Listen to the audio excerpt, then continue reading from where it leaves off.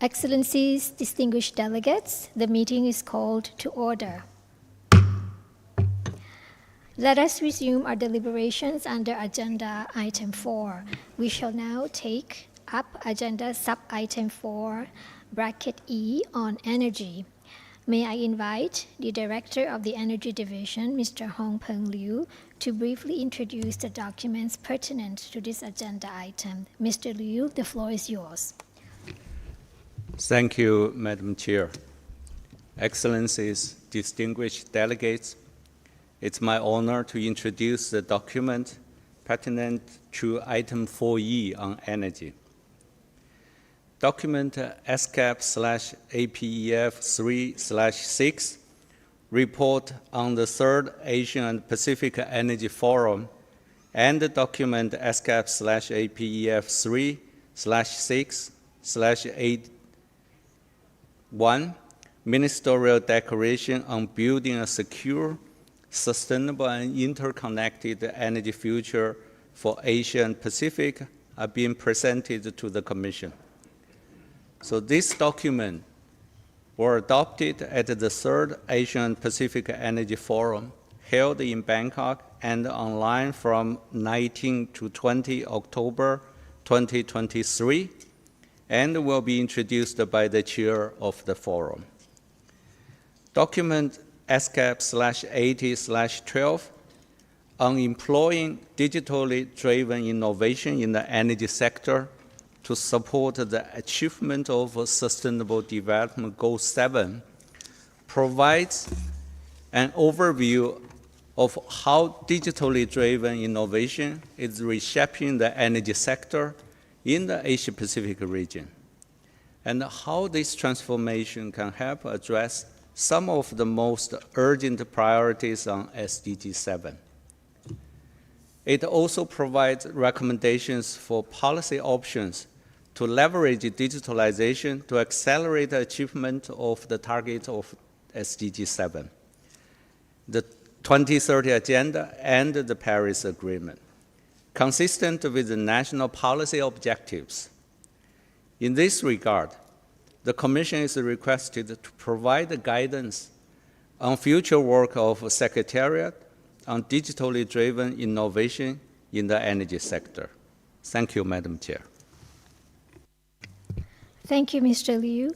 May I ask the conference room officer to play the video message from the chair of the Third Asian and Pacific Energy Forum, His Excellency Mr. Pirapan Sali Ratavipak, Deputy Prime Minister and Minister of Energy of the Royal Thai Government.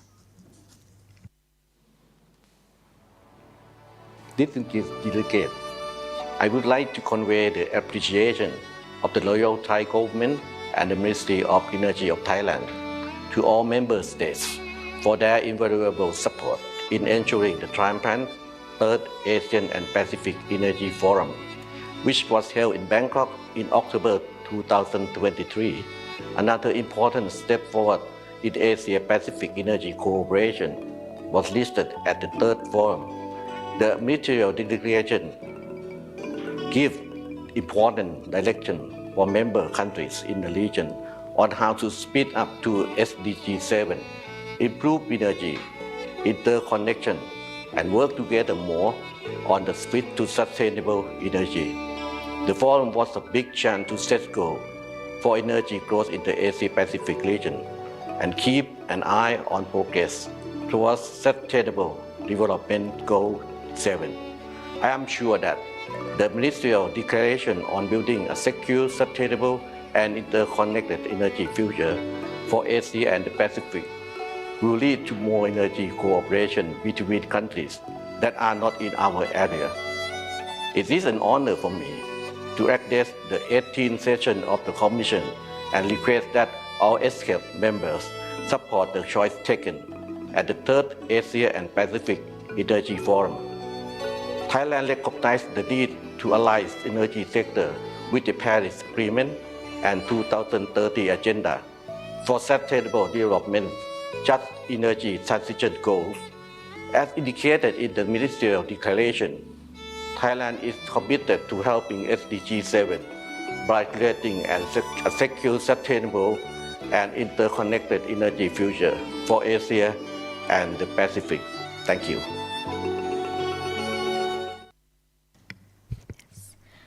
I now open the floor for comments.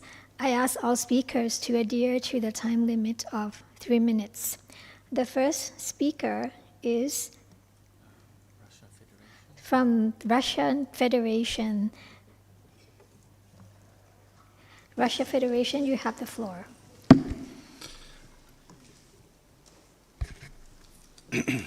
Уважаемый господин председатель, уважаемые коллеги, одним из приоритетов России в деятельности ESCAP является энергетика. Сегодня развитие мировой энергетики напрямую связано с решением приоритетных задач по обеспечению всеобщего доступа к недорогим, надежным, устойчивым и современным источникам энергии. Для этого необходима цифровая трансформация отрасли. Уже сегодня цифровые технологии ведут к значительному повышению эффективности, позволяют оптимизировать производство и свести к минимуму негативное воздействие на окружающую среду. Ожидается, что это окажет влияние на снижение энергетических затрат и уменьшение выбросов в атмосферу. Таким образом, применение цифровых технологий в значительной степени способствует поступательному развитию мирового топливно-энергетического комплекса и долгосрочному социально-экономическому развитию. Мы благодарим секретариат ESCAP за поддержку этой очень важной тематики и готовы сотрудничать со странами-членами комиссии по этим вопросам. В Российской Федерации цифровая трансформация определена президентом страны как одна из национальных целей развития на период до 2030 года. На текущий момент в России реализуется целый комплекс взаимосвязанных инициатив по расширению цифровизации отраслей экономики, социальной сферы и сферы государственного управления. В ближайшее время в Российской Федерации ожидается утверждение амбициозного национального проекта «Экономика данных». Его ключевая задача – это повышение качества жизни граждан и роста эффективности в экономике через управление огромными потоками разноплановых данных. Это планируется осуществить за счет увеличения объемов внедрения цифровых решений и сервисов во все ключевые сферы жизни общества. Ожидается, что по итогам этого национального проекта за счет развития и применения технологий искусственного интеллекта к 2030 году валовый внутренний продукт страны будет увеличен на 6,5%, а доступность государственных услуг в режиме онлайн возрастет в 3,5 раза. Кроме того, в качестве целевого ориентира реализации национального проекта видится поддержка не менее 1000 IT-стартапов и создание около 2000 решений и продуктов до 2030 года, а также подготовка более 85 тысяч IT-специалистов. Топливно-энергетический комплекс России является одним из крупнейших потребителей цифровых технологий, а отраслевые компании обладают достаточно высоким уровнем цифровой зрелости. По оценкам экспертов, в ближайшие десятилетия спрос российского топливно-энергетического комплекса на цифровые технологии будет только увеличиваться и может вырасти более чем в 13 раз. В ходе реализации проектов будут внедрены такие ключевые технологии, как технологии работы с большими данными, искусственный интеллект, технологии интернета вещей. Это позволит оптимизировать издержки и повысить надежность и безопасность работы объектов топливно-энергетического комплекса как для человека, так и для окружающей среды. Особое внимание уделяется цифровизации взаимодействия с потребителями. Для этого ведется планомерная работа по переводу услуг в электронный вид. Наши граждане уже сегодня могут подать заявку на присоединение к электрическим и газовым сетям, не выходя из дома. И мы планируем расширять эту практику. Уважаемые коллеги, в контексте реализации цели устойчивого развития номер 7 крайне важна активизация сотрудничества в части обмена опытом и технологиями. В частности, развитие соответствующих инициатив на площадке ESCAP в рамках деятельности Комитета по энергетике. В этой связи предлагаю рассмотреть возможность создания под эгидой ESCAP межстрановой цифровой платформы для сопоставления страновых топливно-энергетических балансов, являющихся одним из ключевых инструментов. Distinguished delegate, you have exceeded the time limit. Please wrap up your statement. Thank you. Okay. Спасибо за внимание. Thank you. The next speaker is from China. China, you have the floor. 谢谢主席女士。去年 ESCAP 成功举办第3届亚太能源论坛，并通过部长宣言，反映了成员国维护能源安全、推动能源转型、实现可持续发展的共同意愿。中方对此表示肯定。中国高度重视能源转型，积极开发应用风能、太阳能、核能等清洁能源，建成全球最大清洁能源系统。截至2023年底，中国可再生能源发电装机超过14.5亿千瓦，总发电量超过3万亿千瓦。2022年，中国可再生能源发电直接减少碳排放约22.6亿吨。出口的风电光伏产品为其他国家减少碳排放约5.7亿吨，共计对全球可再生能源发电实现碳排放的贡献度达41%，为应对气候变化做出实实在在的贡献。中国深化能源领域国际合作，积极开展绿色“一带一路”建设。10年来，与100多个国家和地区开展绿色能源项目合作，同33国倡导建立“一带一路”能源合作伙伴关系。中国通过中国 ESCAP 合作基金，支持 ESCAP 在亚太地区开展能源互联互通，促进可再生能源跨境共享，助力落实亚太电力系统互联互通区域路线图。能源安全问题是共同的、跨国的，这要求我们构建团结、平等、均衡、普惠的全球发展伙伴关系，共同应对能源安全挑战。我们要加强国际能源政策协调，构建公平公正、均衡普惠的全球能源治理体系，统筹推进经济发展和能源转型。我们要建设开放、透明、高效的国际能源市场，畅通国际供应链，减少贸易壁垒，坚决反对所谓的脱钩断链。我们要加强开放的能源科技创新合作，减少技术壁垒，加强技术转移分享，共同实现公平、包容、可持续的能源转型。中方愿同各方一道，持续深化区域能源和气候变化治理合作，共建安全、可持续和互联的亚太能源未来。谢谢。Thank you, China, for your statement. The next speaker is from Indonesia. Indonesia, you have the floor. Thank you, Madam Chair. Distinguished delegates and colleagues, energy is a priority sector and it remains a mainstay in supporting our national development and the economy. Achieving the net zero emission and decarbonization target have to be supported with strategic policy in the energy sector. Thus, our long-term development strategy focuses on both energy security and energy transition. The Energy Transition Mechanism, ETM, and Just Energy Transition Partnership, or JETP, are among our current efforts to mobilize funding for energy transition. Energy Transition Mechanism is a collaborative initiative to leverage a market-based approach to accelerate the transition from fossil fuels to clean energy, supported by public and private partnerships for the investments. In collaboration with International Partners Group, IPG, Indonesia has established Just Energy Transition Partnerships in November 2022 during Indonesia G20 presidency. This partnership supports Indonesia's path to phase out coal and transition towards clean energy while addressing the social consequences.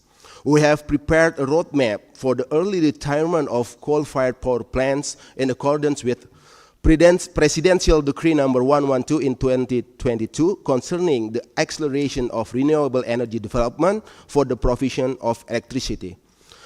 Through Just Energy Transition Partnership, we also aim to reach a balance between environmental and business sustainability while considering the socio-economic aspects.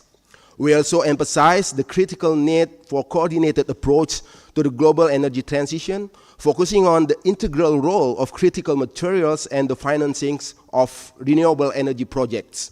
This approach is essential to prevent unforeseen delays and ensure a seamless transition to renewable energy sources. Given these circumstances, Indonesia calls upon ESCAP and its member states to foster collaborative efforts towards establishing a more conducive financial and regulatory ecosystem for renewable energy projects. This includes developing mechanisms to enhance financial institutions' understanding of renewable energy projects, providing assistance to develop bankable renewable energy projects, establishing de-risking facilities as well as creating innovative financing models and supportive regulatory frameworks. Such initiatives are vital to overcome the current barriers to finance renewable energy projects and to achieve a sustainable and inclusive energy transition on a global scale. Together, we believe we can implement renewable energy development and application globally with strong collaboration and cooperation. Thank you. Terima kasih. Thank you, Indonesia, for your statement. Will any other delegation like to take the floor under this agenda item? Japan, you have the floor. Thank you, Madam Chairperson. Today, we all face a challenging policy task of promoting climate change measures, energy security, and economic growth, all simultaneously. In the face of these mind-boggling challenges, Japan believes that it's essential to promote energy transition through diverse pathways, the promotion of innovation, including through digital technology, and decarbonization efforts worldwide. First, Japan thinks it's important to aim for the common goal of net zero through diverse pathways tailored to the various energy circumstances of each country regarding energy. Second, we think that the commercialization of technology at the research and development stage is key. Japan is currently promoting the development of innovative technologies necessary for decarbonization, including floating offshore wind power and perovskite solar cells through an investment support of 20 trillion yen, or approximately $150 billion. Third, achieving net zero globally is challenging without coordinated worldwide efforts in that regard. Japan spurred establishment of a regional cooperative framework, the Asia Zero Emission Community, to achieve a vision of achieving emission reductions, stable energy supply, and economic growth simultaneously, and aiming for the common goal of net zero through diverse pathways tailored to each country's circumstances, a vision reiterated at the ASEC Summit held in December 2023.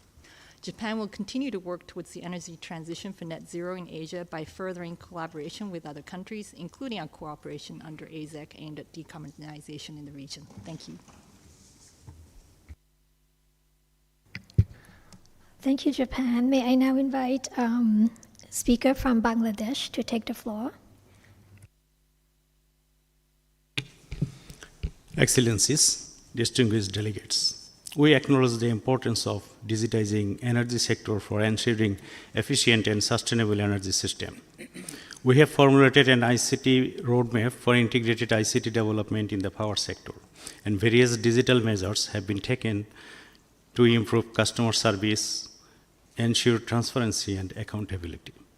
Notable IT initiatives in the power sector include online application software for new electricity connections, e-document management, and information technology-based complaint management system. We have also introduced a web-based project monitoring system, an e-tendering system, and legal issues management system. Distinguished delegates, currently, we are installing smart grids and advanced metering infrastructures, AMI, which is using digital communication technology to monitor, control, and optimize electricity distribution. We are also installing prepaid smart gas meters for residential consumers and setting up smart grievance redress centers with modern facilities. Beyond traditional power systems, we are now going to strategically applying digital technologies to advance sustainable energy solutions. Our first focus is developing an online monitoring system for rooftop solar installations. This system utilizes web-based applications to connect with digital inverters, enabling real-time performance tracking. Distinguished delegates, we believe establishing a standardized platform for appliance labeling and setting standards across the region is crucial. This, combined with a common market, will eliminate inefficient appliances and accelerate our progress towards achieving our SDG energy efficiency goals. In the transportation sector, we will deploy smart electric vehicle charging stations equipped with digital payment systems. Recognizing the critical role of digital energy management systems in industries and green buildings, we are committed to their swift implementation across our industrial and building sector. In conclusion, Bangladesh is committed to ensuring energy security by ensuring sustainable energy at an affordable cost. Thank you very much. Thank you, Bangladesh, for your statement. Will any other delegation like to take the floor under this agenda item? Fiji, you have the floor. Thank you, Madam Chair. The nexus or the linkage between energy and sustainable development for small island developing states is undeniable, very crucial, very critical for us. We would like to thank ESCAP for the work that you're doing in this space. Director, thank you so much for the hard work, and we know that it's critical for the Pacific small island states to be able to have dedicated connections and commitments to enable us allow universal access on energy. For Fiji in particular, in 2022, with the help of ESCAP, we launched our SDG Roadmap 7. And this has enabled us to identify a critical path going forward in meeting our commitments and obligation. But it hasn't been, whilst we are making good progress towards achieving this target, needs more to be done to achieve all these SDG 7 targets by 2030. Again, through a very well-concerted effort and the establishment of an enabling environment framework. Universal access to clean cooking technology and fuel remains a challenge because half of Fiji's population still relying on unclean cooking technology. Likewise, on energy efficiency improvement, it needs to be boosted across different sectors in order to achieve a 2.9% annual improvement, reducing energy intensity to 2.18 megajoules per US dollar GDP, measured in constant terms at 2011 PPP by 2030. As an island nation, just like our Pacific island groups, we currently heavily reliant on imported energy resources.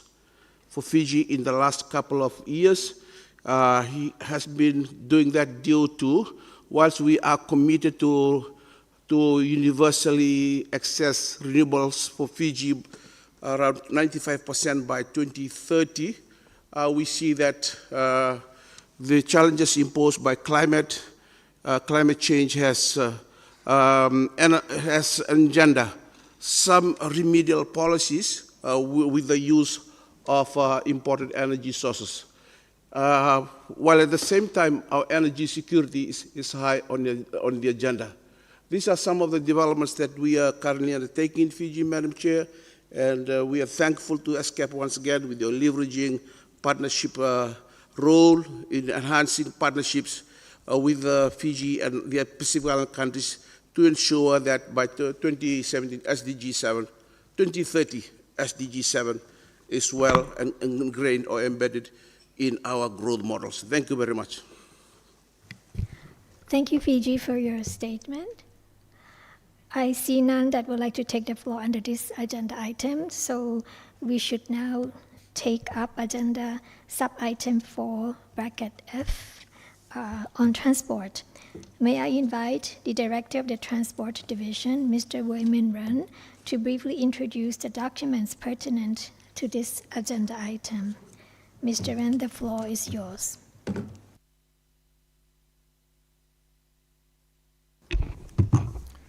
Thank you, Madam Chair.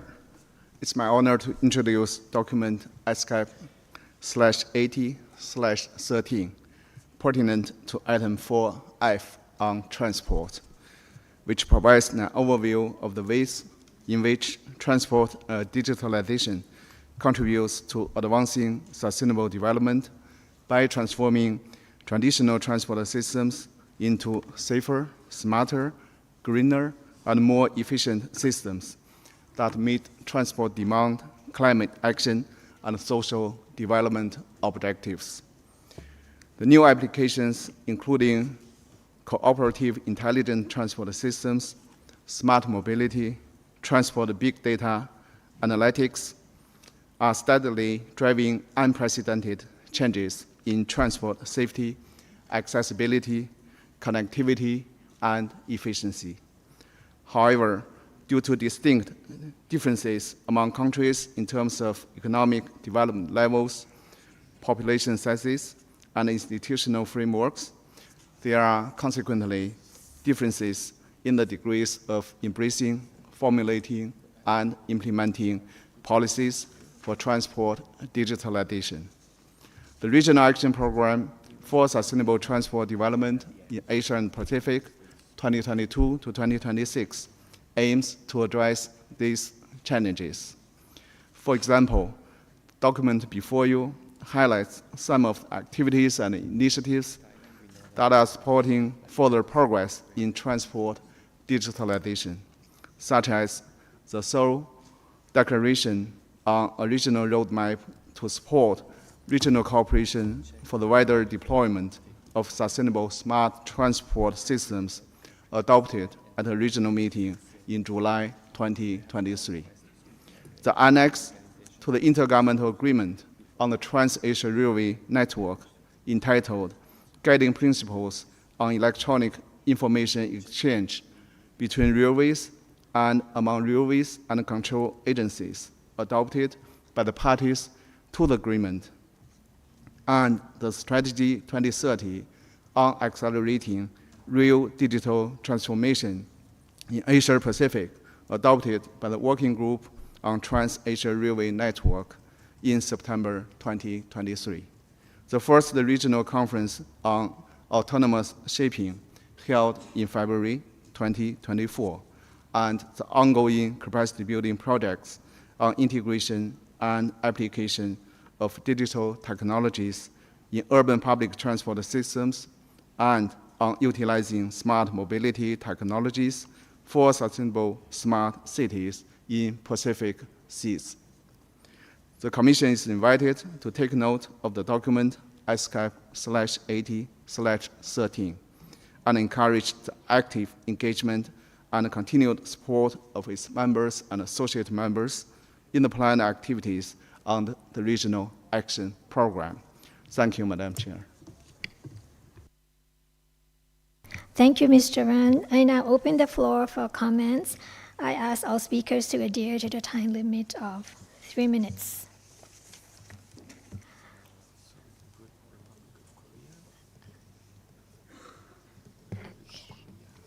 The first speaker is Republic of Korea. Republic of Korea, you have the floor. Excellencies, thank you for giving me these valuable opportunities to speak about digitalization of transport for sustainable future in the Asia-Pacific region. Throughout history, transport has contributed to economic development and social integration by facilitating the exchange of culture and science as well as trade within and beyond regions.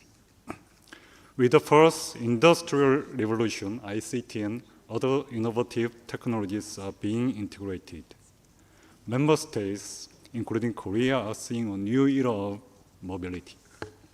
Considering this, our active discussion on the digitalization of transport at the ESCAP seems to be very timely and relevant. Korea is committed to supporting ESCAP's effort to enhance transport connectivity in the Asia-Pacific region. We will continue to actively participate in transport cooperation projects promoted by ESCAP. Specifically, Korea has supported ESCAP's Regional Action Program for Sustainable Transport Development in Asia and Pacific, 2022-2026. In line with this, Korea and ESCAP have conducted a joint project on promoting the utilization of transport big data from smart transport system in Asia-Pacific region. Since 2023, we have been collaborating to support policy formulation for smart mobility in Pacific Small Island Developing States, SEAS, as a new initiative. Moreover, representatives from SEAS like Fiji asked for the Korean government support in deploying smart mobility transport systems at the ESCAP regional meeting held in Seoul last July. In response, the Korean government and the ESCAP Secretariat plan to promote new projects that support the transition to smart mobility in SEAS. This project aims to establish a mobility master plan, enhance capacity building, and develop ITS infrastructure. I sincerely hope our joint research outcomes will be widely shared and further supplemented among our member states and contributing to sustainable transport development in our region. Thank you very much for your attention. Thank you, Republic of Korea, for your statement. Next is Thailand. Thailand, you have the floor. Excellencies, Madam Chairs, distinguished delegates, ladies and gentlemen, Thailand would like to reaffirm our unwavering commitment to achieve SDGs goal by 2030 towards the sustainable transport through a comprehensive array of strategies, plans, and initiatives.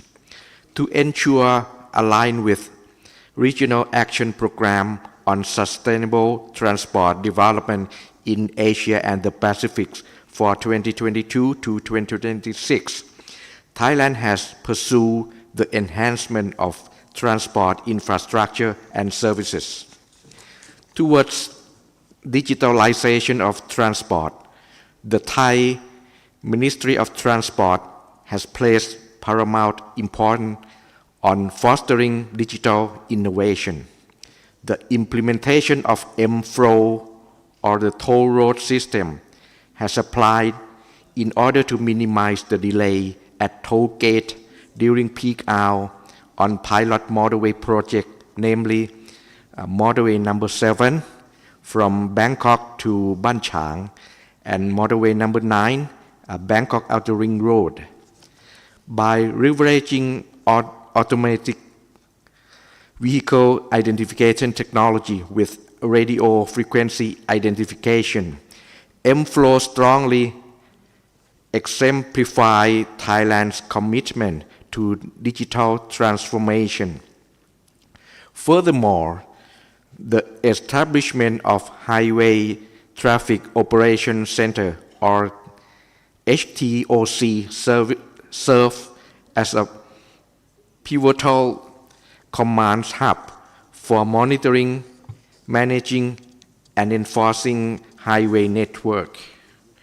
With advanced software platform, HTC enable operators to visualize traffic conditions, monitoring weather data, and disseminate information regarding traffic and accidents.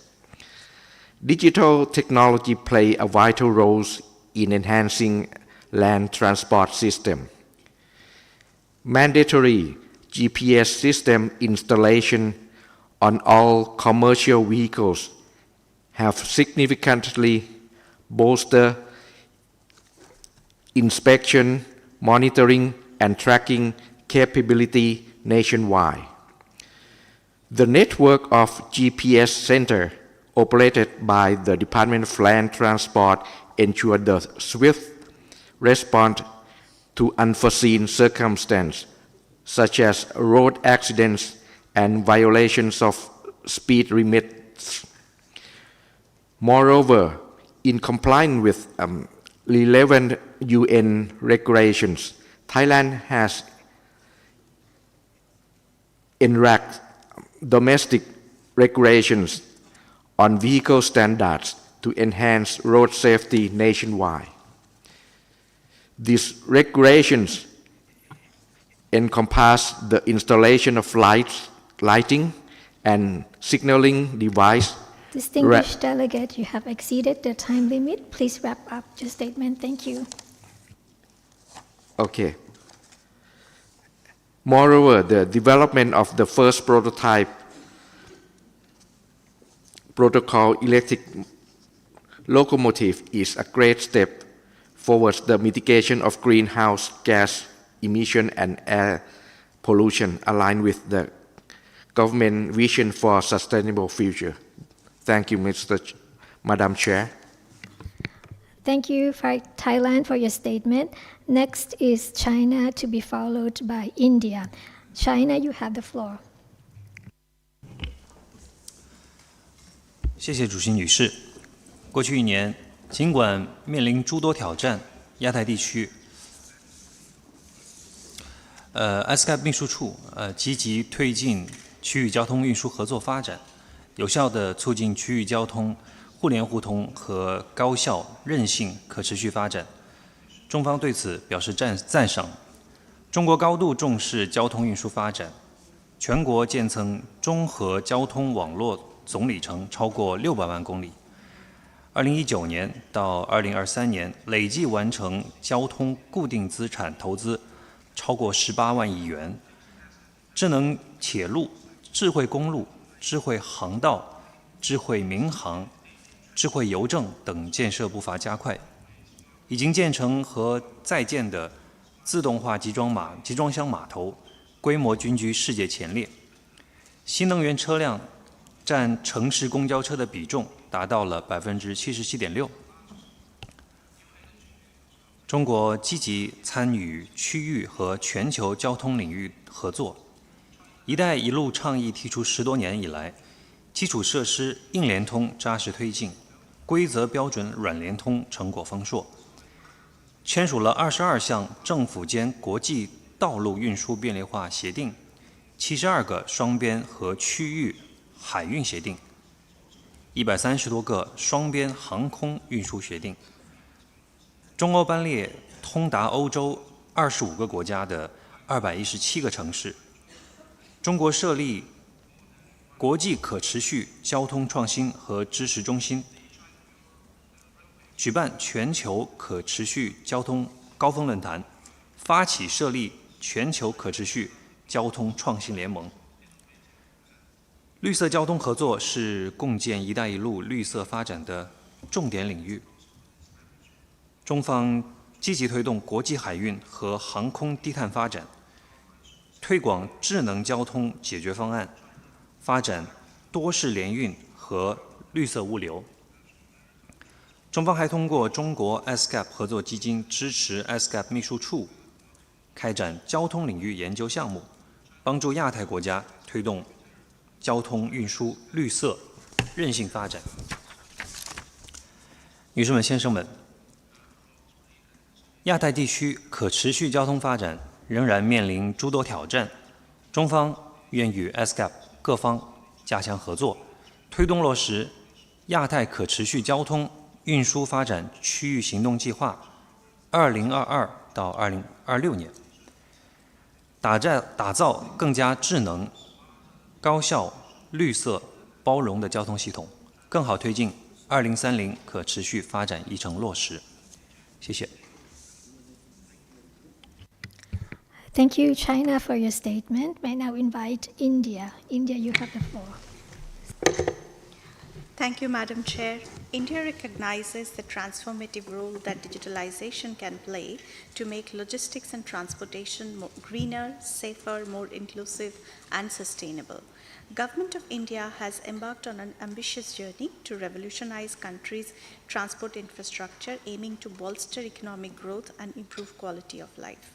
From the development of highways, railways, and airports to promotion of waterways and roadway systems, these efforts are geared towards inclusive development across the country. This is reflected in significant milestones such as building of some of the world's longest roads and tunnels and bridges across difficult terrains, enhancing all-weather connectivity to remote and far-flung areas. National Master Plan for Multimodal Connectivity, called PM Gati Shakti, is a GIS-based tool which integrates existing and proposed infrastructure initiatives to ensure first and last mile connectivity. This is emerging as a powerful digital tool for implementation of SDGs through more efficient planning, execution, and monitoring of projects. India has also launched a national logistics policy which aims to substantially reduce logistics cost. Unified Logistics Interface Platform serves as a centralized hub that connects various stakeholders in supply chain and provides a unified interface for seamless communication, data exchange, and collaboration. National Payments Corporation of India has developed an interoperable nationwide digital toll payment solution. Government of India is also investing heavily on trade-related soft and hard infrastructure for better connecting port gateways and land ports. India is a regional connectivity hub, and digital transformation of India's logistics and transport sector has significant impact in the region and beyond. India remains committed to promote cross-border and regional connectivity, including through forums such as BIMSTEC. I thank you, Madam Chair. Thank you, India, for your statement. Next is Fiji. Fiji, you have the floor. Thank you, Madam Chair, for allowing us to contribute to this agenda item. And Fiji, being a country of 18,333 square kilometers and 1.3 million square kilometers of ocean, reveals the importance of transportation in our islands, not only in Fiji, but also in the other Pacific islands. We are faced by the challenge that 80% to 90% of our goods for sustainable development have to be transported across within intra or inter-islands. So this is a real challenge for us. And let me thank the Secretariat for their good work in advancing the transport modalities that would be relevant for us in the island, in the large ocean states. For the Pacific Blue Shipping Partnership was established in 2019. It is a 10-year country-driven program of concessional loan investment from 2020 to 2030 in low-carbon sea transport infrastructure for small island states in the Pacific, including ships, ports, renewable energy generation, and supporting infrastructure. The total investment from 2021 in retrofit and purchase of low-carbon passenger and cargo ferries, including locally appropriate combination of eco-diesel, wind hybrid or electric propulsion, reducing energy costs by 20% to 80%.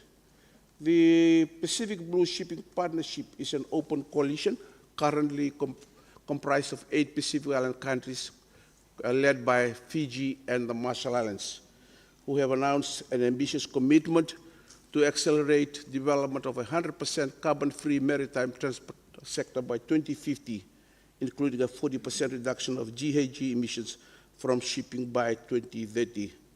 Madam Chair, in consultations with our partners, multilateral and bilateral, it is developing a blended finance package of at least $500 million to enable a 10-year initial work program to focus on the following priority activities.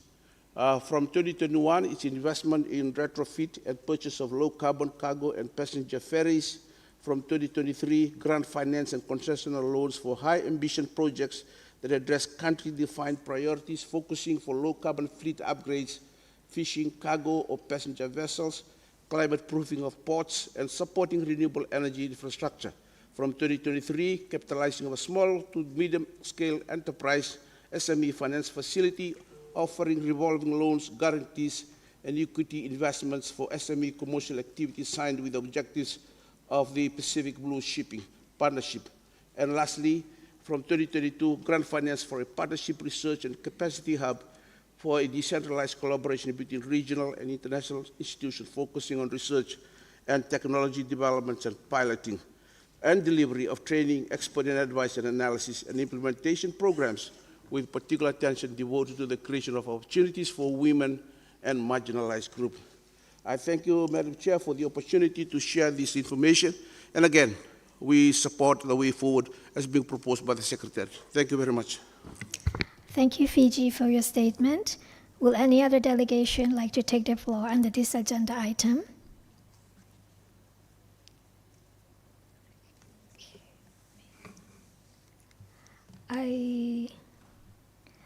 I see none.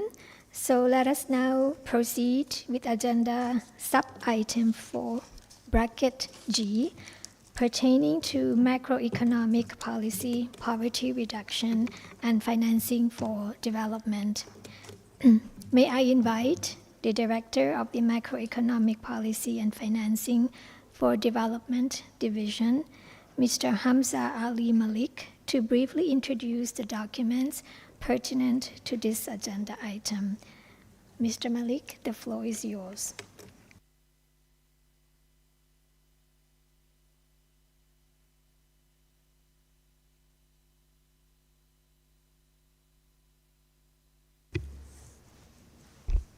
Thank you, Chair. It's my pleasure to introduce the documents pertaining to item 4G on macroeconomic policy, poverty reduction, and financing for development. First document, ESCAP/CMPF 4/6 on the report of the Committee on Macroeconomic Policy, Poverty Reduction, and Financing for Development on its 4th session. This will be introduced by the Chair of the Committee after my opening statement. Second document, ESCAP/80/14 on macroeconomic outlook, challenges, and policies for Asia and the Pacific region, provides an overview of recent economic developments in the developing Asia-Pacific region, covering issues such as dynamics of growth and inflation, fiscal and debt positions, and interest rate developments. It then discusses the implication of these economic developments for employment prospects, poverty, and inequality trends in the region. The document also briefly discusses the the near-term economic prospects for the region, keeping in view the domestic, regional, and external risks. The document also discusses macroeconomic policies that promote inclusive and sustainable development. Examples of these policies include fiscal and central banking policies to reduce income inequalities and policy options to raise government revenues, strengthen public spending effectiveness and efficiency, improve public debt management, and increase sustainable finance.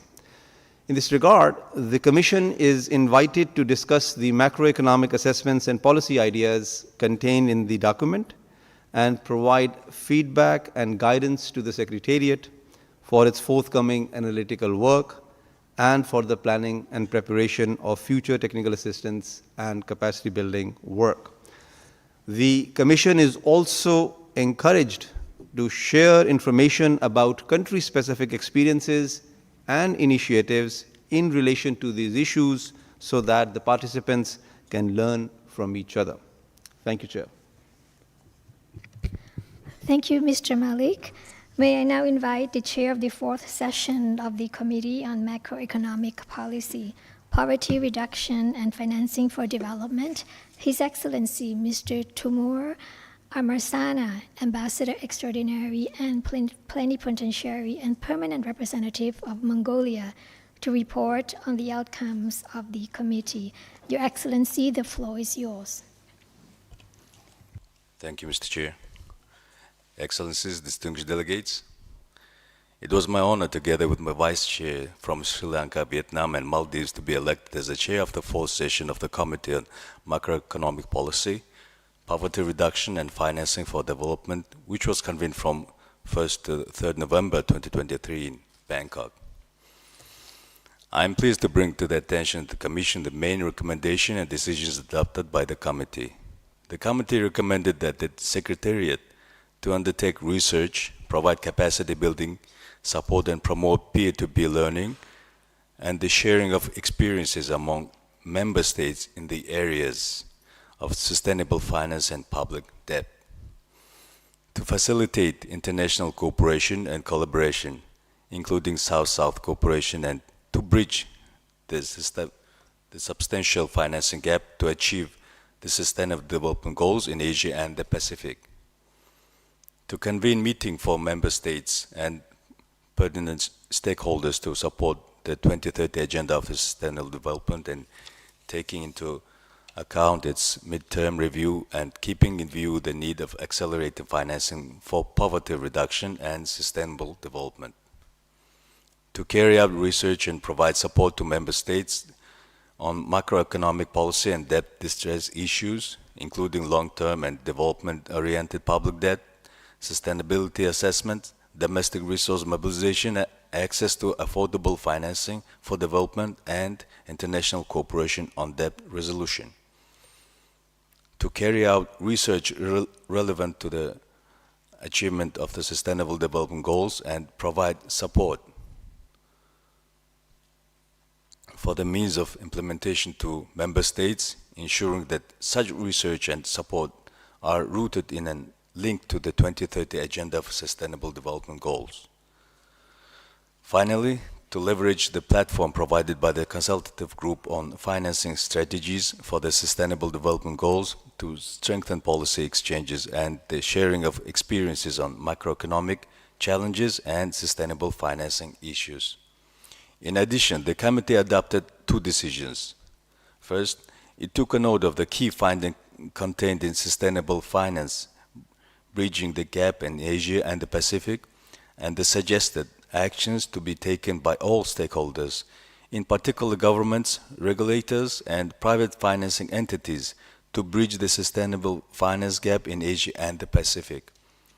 Second, acknowledge the research on macroeconomic and debt issues carried out by the Secretariat for the Economic and Social Survey of Asia and the Pacific, which supported efforts to achieve the 2030 Agenda for Sustainable Development. I believe these outcomes provide useful guidance to the Secretariat's work in the coming years and are well aligned with the global discussions and issues faced by countries. As the chair of the fourth session of the committee, I look forward to working with my vice chairs, member states, and the Secretariat towards the implementation of this outcome. I thank you. Thank you, Ambassador Marsana. I now open floor for comments. I ask our speakers to adhere to the time limit of 3 minutes. The first speaker is from Bangladesh, to be followed by Indonesia. Bangladesh, you have the floor. Thank you, Madam Chair. Excellencies, distinguished guests, ladies and gentlemen. Against a backdrop of many challenges, Bangladesh has made notable socio-economic progress and has emerged as a global economic success story over the last 15 years. From 2009 to 2023, our average GDP growth rate stood at 6.6%, exceeding the emerging and developing countries' average of 4.43%. Although the growth rate was slightly lower in fiscal year 20 due to the impact of COVID pandemic, the economy returned to the course of higher growth within a short period of time. Bangladesh achieved 6.94% of GDP growth in fiscal year 21 and 7.10% in fiscal year 22. Despite the adversities caused by the Russia-Ukraine crisis since February 2022, Bangladesh has managed to achieve 6.03% growth in fiscal year 23, which is significantly higher than the global average growth, 3% of the period. Per capita income has grown tremendously from $842 in fiscal year 9 to $2,624 in fiscal year 23 as a result of the strong growth in the country over the last 15 years. The public budget has grown about 7-fold in Bangladesh since 2009. According to Bangladesh Household and Expenditure Survey 2022, the incidence of moderate poverty fell from 24.3% in 2016 to 18.7% in 2022, while the incidence of extreme poverty declined dramatically from 12.9% to a mere 5.6% over the same period. The allocation for the social security sector has been increased by almost 9 times. This allocation is 16.58% of the total budget and 2.52% of GDP. Bangladesh government is firmly committed in achieving the Sustainable Development Goals declared by the United Nations.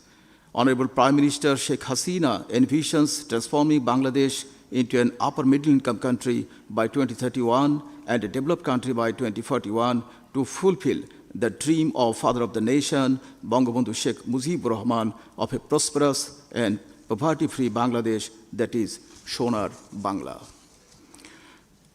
Bangladesh is working tirelessly to achieve its development goals, and emphasis is placed on building physical, social, as well as technological infrastructure to pave the way for building a smart society, a smart citizen, a smart government, and above all, a smart economy. We believe in leveraging regional cooperation, knowledge sharing, and innovation to overcome common challenges faced across countries in the regions to achieve the SDGs. Bangladesh stands ready to contribute its expertise and collaborate with the UN ESCAP and its member states in this shared endeavor. Thank you very much. Thank you, Bangladesh, for your statement. Next is Indonesia, to be followed by Vietnam. Indonesia, the floor is yours. Thank you, Madam Chair. Excellencies and distinguished colleagues, multiple crises and global dynamics have a significant impact on economic stability. COVID-19 pandemic has left a scar on economic growth, where impacts such as increase in public debt, scarring in the labor market, and increase in poverty and inequality were greatly affecting our effort to achieve the SDGs, especially in developing countries and countries in special situations. Responding to these challenges, we want to emphasize in 3 important points. First, innovative financing is a key alternative to fill the SDGs financing gap. Integrated financing strategies are needed in creating a comprehensive financing strategy to boost resource mobilization and bridge the SDGs financing gap. We call for greater collaboration and initiative for the integration efforts. In this regard, UN initiatives such as INFF or Integrated National Financing Framework can provide a framework to reinforce the potential synergy and feedback from various policies. Indonesia is proud to be one of the countries pioneering INFF at national level in 2019. Realizing Indonesia's initiative during the G20 Presidency 2022, we are in the process of establishing the Global Blended Finance Alliance as a joint effort to scale up blended finance, especially in developing countries. Second, the Multilateral Development Bank's reform provides an important opportunity to strengthen their role to foster multilateralism and to put forth the aspirations, needs, and challenges faced by developing countries and countries in special situations. We call for collaboration between ESCAP and the MDBs to strengthen regional cooperation and ensure representation of the voices of Asia-Pacific countries. Third is leveraging private sector investments while also enhancing the domestic public resource mobilization. The involvement of private sectors in development financing should be more encouraged and enabled by providing clear regulation and direction, as well as transparent and accountable governance. The enhancement of domestic public resources need to be supported by economic transformation that balances the economic, environment, and social aspects. Furthermore, ESCAP could take a role in leveraging innovative financing and strengthening regional dialogue to share experiences and best practices in development financing among Asia-Pacific countries. In this occasion, we also encourage ESCAP member states to join the Coalition of Finance Ministers for Climate Action and Financing to play a leading role in global climate response and securing a just transition towards low carbon resilient development by incentivizing climate-informed public expenditure and utilizing climate tools such as carbon taxes and emission trading system. Thank you. Thank you, Indonesia, for your statement. Next is Vietnam, to be followed by China. Vietnam, the floor is yours. Thưa bà Chủ tịch, thưa các quý vị, Việt Nam đánh giá cao những nỗ lực chung đáng khen ngợi của toàn khu vực trong triển khai chương trình nghị sự 2030 và các mục tiêu phát triển bền vững thời gian qua. Đồng thời, Việt Nam chia sẻ các đánh giá quan tâm của cộng đồng quốc tế và khu vực về tác động của các thách thức toàn cầu hiện nay như biến đổi khí hậu, suy thoái môi trường, dịch bệnh, xung đột.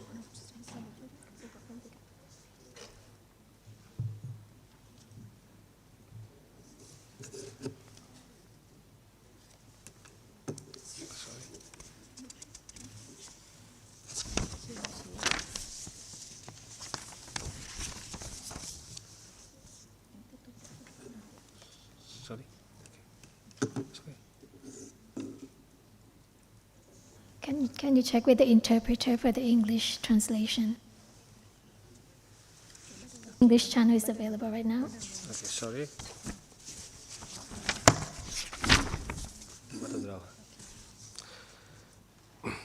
Thực tế hiện nay cho thấy việc triển khai các mục tiêu phát triển bền vững của khu vực châu Á Thái Bình Dương vẫn tương đối chậm, và nếu không quyết tâm tăng cường phối hợp hành động thì chúng ta khó có thể đạt được các mục tiêu vào năm 2030. Việt Nam nhấn mạnh cam kết mạnh mẽ của chúng tôi trong việc thúc đẩy hoàn thành đúng chương trình nghị sự 2030 và các mục tiêu phát triển bền vững. Trong nỗ lực đó, chúng tôi đã lồng ghép chương trình nghị sự 2030 vào các chiến lược phát triển quốc gia, triển khai hàng loạt chính sách về giáo dục, an sinh xã hội, xóa đói giảm nghèo và đã đạt được những tiến triển rõ rệt, đặc biệt là trong xóa nghèo, đảm bảo nước sạch và vệ sinh, tiếp cận giáo dục chất lượng, đảm bảo bao phủ y tế phổ quát, tạo việc làm và tăng cường bao phủ hệ thống an sinh xã hội, công nghiệp hóa, đổi mới và xây dựng cơ sở hạ tầng, xây dựng hòa bình, công lý và hoàn thiện thể chế. Thưa bà Chủ tịch và các quý vị,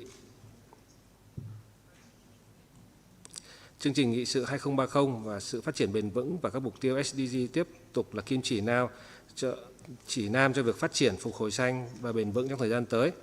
Và để thực hiện mục tiêu SDG, Việt Nam xin đề xuất như sau. Thứ nhất, chúng ta cần tiếp tục áp dụng chính sách tiếp cận lấy người dân làm trung tâm với sự tham gia của các bên liên quan.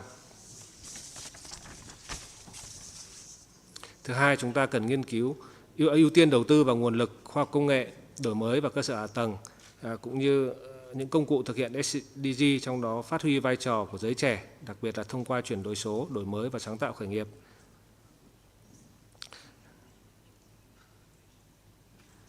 Thứ ba, các nước phát triển cần sớm hoàn thành các cam kết về tài chính cho phát triển, tái cơ cấu ODA theo hướng ODA cho các dự án và các chương trình cải thiện kết cấu hạ tầng giao thông, thông tin và năng lượng của các nước đang phát triển.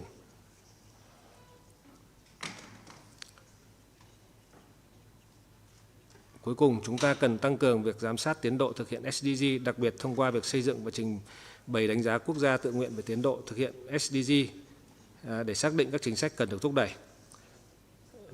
Chúng tôi tin tưởng rằng Liên Hợp Quốc và đặc biệt là ESCAP đóng vai trò nòng cốt trong việc tăng cường quan hệ đối tác và hợp tác giữa các quốc gia, tổ chức quốc tế và các bên liên quan, đặc biệt là các khía cạnh thúc đẩy tài chính, chuyển giao công nghệ, luật pháp và quy định quốc tế, cơ chế khu vực, chia sẻ kiến thức và kinh nghiệm quốc tế. Xin cảm ơn.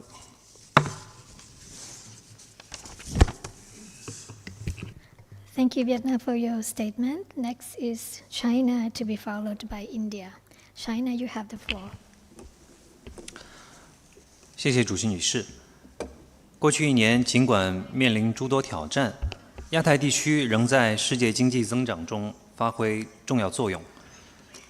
IMF 预测显示，2023年亚太地区经济有望实现4.6%的增长，贡献全球经济增长的2/3。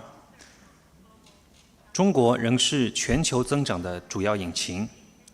2023年，中国经济增长5.2%，在主要经济体中保持领先，对全球经济贡献连续11年达到1/3。中国坚持创新驱动发展，加快发展新质生产力，推动经济实现量的合理增长和质的有效提升。今年1季度，中国经济同比增长5.3%，固定资产投资增速比上年全年提升1.5个百分点。社会消费品和服务零售总额分别同比增长4.7%和10%，进出口增速创6个季度以来新高，居民人均可支配收入增长6.2%。中国经济各项指标持续回升，起步稳中有进，实现了今年的开门红。中国是140多个国家和地区的主要贸易伙伴，是大多数国家最重要的投资目的地之一。未来5年，中国货物进出口有望累计超过32万亿美元。14多亿人口的超大规模市场潜力将不断释放。下一个中国还是中国。我们诚挚欢迎世界各国搭乘中国发展的快车，携手实现和平发展、互利合作、共同繁荣的世界现代化。主席女士，推动亚太地区繁荣发展，符合各方共同利益，亚太国家应坚持团结合作，加速实现疫后复苏，应加强宏观经济政策协调，维护全球和区域经济金融稳定，共同完善全球经济治理。主要发达国家应采取负责任的宏观经济政策，避免负面外溢效应，应坚定推进经济全球化，创造公开、公平、互利共赢的合作环境，支持发展中国家发展。中国愿同各成员加强合作，共同维护亚太经济增长势头，实现共同繁荣。谢谢。Thank you, China, for your statement. Next is India. India, you have the floor. Thank you, Madam Chair. Rising public debt and debt distress has emerged as a pressing issue in numerous economies.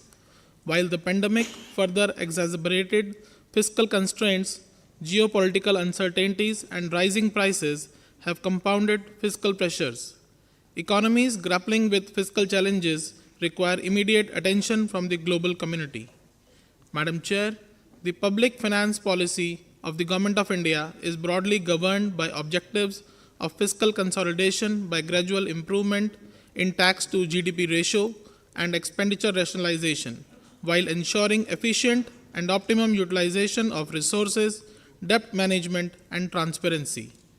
While fiscal consolidation is a priority, India has provided necessary support for critical sectors that address global challenges.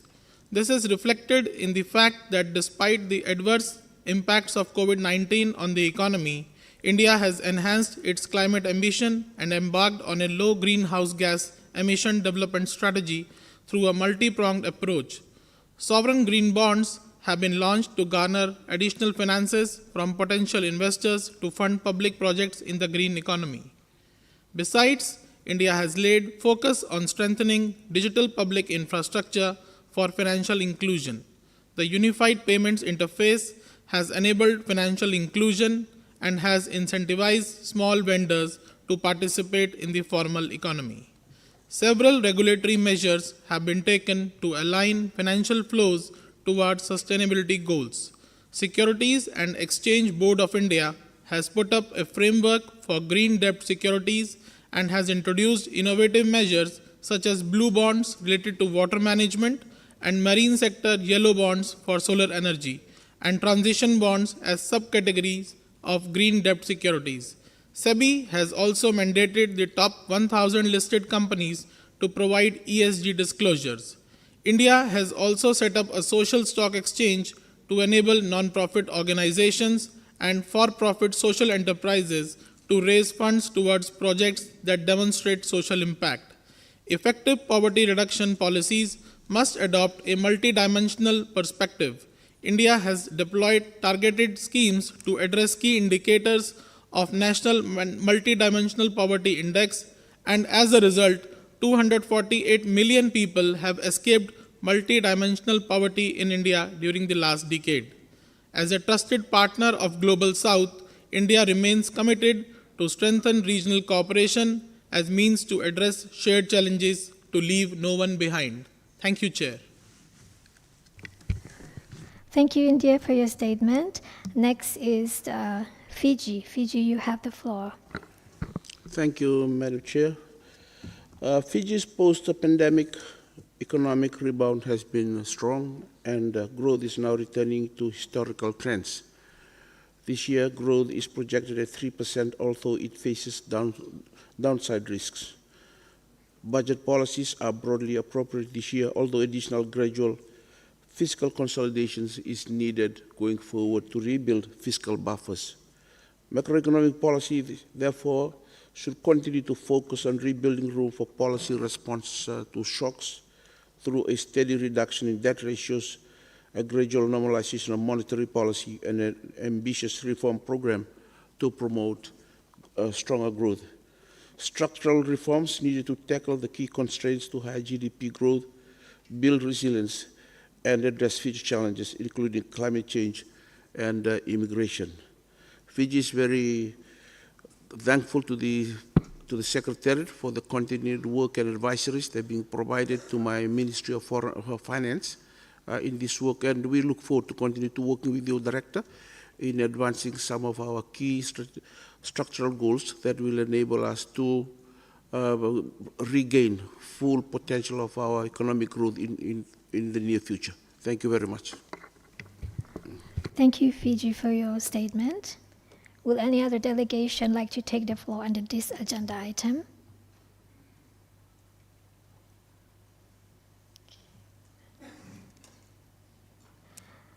I see none. So we shall now take up agenda item 4, bracket H, pertaining to trade, investment, enterprise, and business innovation. May I now invite the Director of the Trade, Investment, and Innovation Division, Ms. Rupa Chanda, to briefly introduce the documents pertinent to this agenda item. Ms. Chanda, the floor is yours.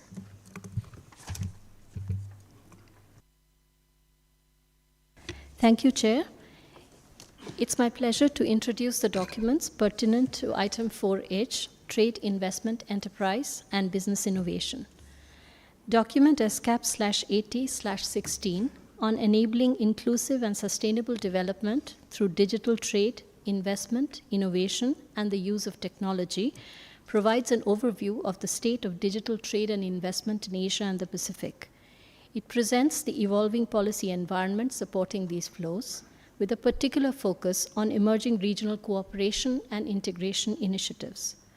The document further discusses how these developments in digital trade, investment, innovation, including business sector initiatives and innovations in the digital economy, and emerging digital technologies, including fourth industrial revolution technology applications, are enabling inclusive and sustainable development in Asia and the Pacific.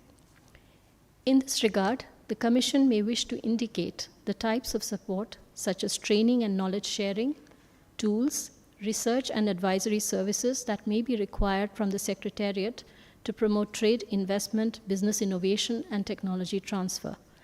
The Commission may also wish to identify policy issues related to trade, investment, business innovation, and technology transfer that the Secretariat should consider in greater detail to support members and associate members. Thank you, Chair. Thank you, Ms. Chanda. May I ask the conference room officer to play the video message from the chair of the 19th Governing Council of the Asian and the Pacific Center for Transfer of Technology, Mr. Olimjon Alijonovich Tuishiev, Director of Agency for Innovative Development, Ministry of Higher Education, Science and Innovation, Republic of Uzbekistan. Distinguished Chairperson, dear ladies and gentlemen, I am honored to brief you on the outcomes of the 19th session of the Governing Council of APCTT. Technology is a crucial enabler of climate resilience and sustainable development. APCTT strengthens member states' capacities to adopt innovative technologies through the policy advice, analytical support, capacity building, knowledge sharing, and partnership. The 19th sessions of the Governing Council was hosted by Uzbekistan, on 6th and 7th December 2023, attended by 9 members and 3 observers. The session welcomed the new Council members elected for 2023 to 2026.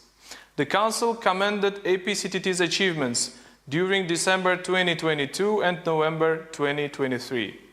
The Center launched its strategic plan for 2023 and 2027, aimed to enhance regional cooperation for innovation adoption and transfer of technology for climate resilience and sustainable development.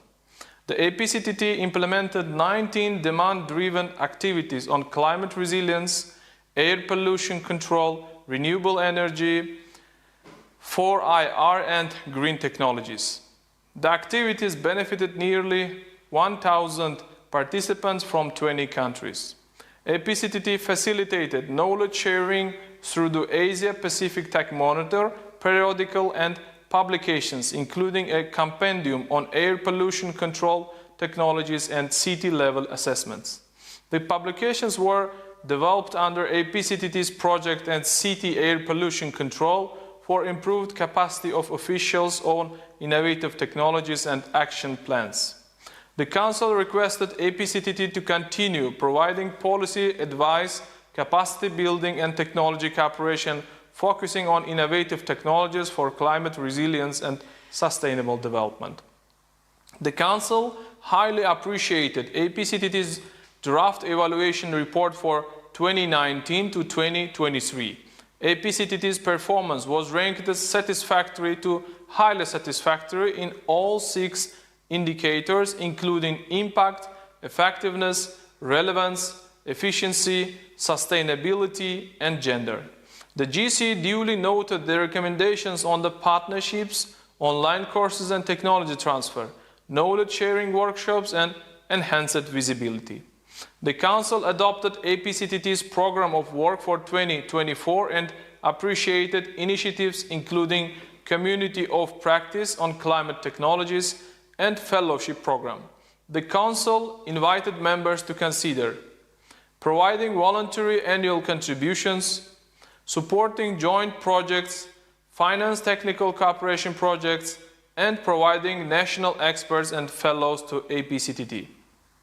The Council stands committed to support APCTTs in meeting the capacity building needs of members to adopt innovative technologies for sustainable development. With your strong support, the Center can be more efficient and impactful in delivering benefits to the members. Thank you for your attention.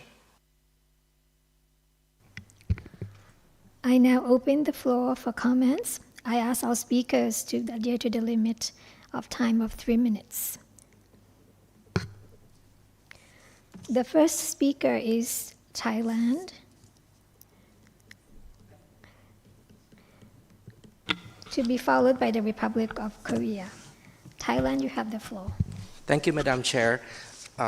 Excellencies, distinguished delegates, Thailand attaches great importance to the achievement of the 2030 Agenda for Sustainable Development. We realize the power of digital technologies and innovations in accelerating inclusive sustainability transformation. In the area of trade, investment, enterprise, and business innovation, multi-stakeholder collaborations have been made in the areas of digital trade facilitation and targeted support for SMEs using AI and big data analytics. In the area of digital trade facilitation, Thailand has launched the National Digital Trade Platform since late 2022. The development of this platform was a multi-stakeholder collaboration involving key organizations in the private sector and key agencies in the public sector. The aim of the platform is to digitize the trade process to speed up imports and exports and improve access to the trade finance for SMEs. Its benefits include increasing operational efficiency for exporters and importers, making business coordination easier, helping to prevent unethical and redundant transactions, and helping to increase access to funding sources for trade for SMEs. In the area of targeted support to SMEs using AI and big data analytics. The Thai government has developed the Thai People Map and Analytics Platform, so-called TP Map, as an effort to eradicate poverty and reduce inequality. By integrating data sources from different government agencies, the platform helps policymakers tailor precision poverty alleviation programs to suit the specific needs of individuals across regions and localities. TP Map has a potential to become an enabling platform for targeted and effective solutions. SMEs also benefit from TP Map through targeted digital transformation and green transition programs and area-based customer analytics being developed. The future of TP Map benefits from the international partnership with regional organizations such as ESCAP and the Association of Pacific Rim Universities through AI for Social Goods initiative, for example, which allows stakeholders to exchange best practices and develop country-specific AI governance frameworks and AI solutions for socio-economic challenges. Last but not least, technology transfer in Asia and the Pacific holds immense potential for driving economic growth, fostering innovation, and enhancing the overall quality of life. Successfully tackling these challenges necessitates a collaborative effort involving governments, businesses, academia, and international organizations to cultivate an environment conducive to effective technology transfer. In this endeavor, the Asian and Pacific Center for Transfer of Technology, APCTT, has played a pivotal role in advancing technology transfer and sustainable development throughout the region. The Ministry of Higher Education, Science, Research and Innovation of Thailand extends its sincere appreciation to APCTT for their unwavering dedication to fostering collaboration, their tireless capacity building initiatives, and their steadfast commitment to addressing the Sustainable Development Goals. Together, we strive toward a greener, healthier future for all citizens in the region. Thank you. Thank you, Thailand, for your statement. Next is the Republic of Korea, to be followed by Bangladesh. Republic of Korea, the floor is yours. Thank you, Madam Chair. Distinguished delegate, on behalf of the government of the Republic of Korea, I'd like to convey the most sincere gratitude for the invaluable role played by the Asian and Pacific Center for Transfer of Technology, APCTT, dedicated to fulfilling the very necessary call for capacity building, technology cooperation, and sustainable development in the Asia-Pacific region. The center is truly demonstrating a commitment to nurturing diverse forms of collaboration in the fields of science, technology, and innovation. We hope to work together to jointly explore the scope for research and real tangible advances. And these endeavors are noble since they are pursued in such a direction as to address various societal issues faced by ESCAP member countries. The climate crisis and waste management are the key instances. Also, the Republic of Korea looks forward to creating a vibrant platform transcending borders through active policy exchanges and knowledge sharing with ESCAP members and associate members. Thank you, Madam Chair. Thank you, Republic of Korea, for your statement. Next is Bangladesh, to be followed by China. Bangladesh, the floor is yours. Thank you. Respected Chair, Excellencies, ladies and gentlemen, Assalamu alaikum and good afternoon. I would like to sincerely appreciate you for highlighting the importance of digital innovation for sustainable development. The government of Bangladesh is committed to create the enabling environment with supportive, trade facilitative, and environment-friendly policies to improve the overall business surroundings in light of the evolving demands of digitization of international trade regime. Moreover, the government is undertaking various reform measures, including giving emphasis on investment, ease of doing business, setting up 100 economic zones, strengthening relationship with the private sectors, introducing digital systems in all fields. In this connection, we have set up one-stop service through a single window that provides 111 services of 37 organizations. Only 1% import duty on capital machinery, bonded warehouse facility, unrestricted exit, and so on. Bangladesh signed the framework agreement on facilitation of cross-border paperless trade in Asia and the Pacific by ESCAP as one of the first 3 countries in 2017.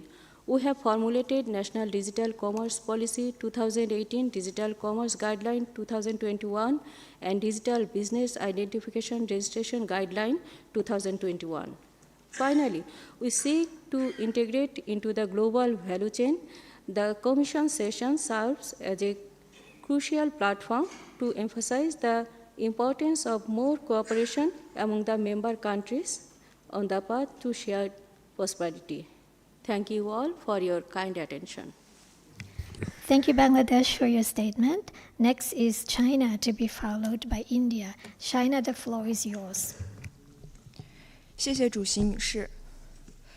当前世界经济复苏乏力，单边主义、保护主义抬头，主张脱钩断链、去风险的杂音甚嚣尘上，严重冲击自由贸易体制和经济全球化的进程。面对挑战，中国坚定不移推进高水平对外开放，为世界带来新机遇。中国持续建设一流营商环境，扩大市场准入，推动外资外贸质升量稳。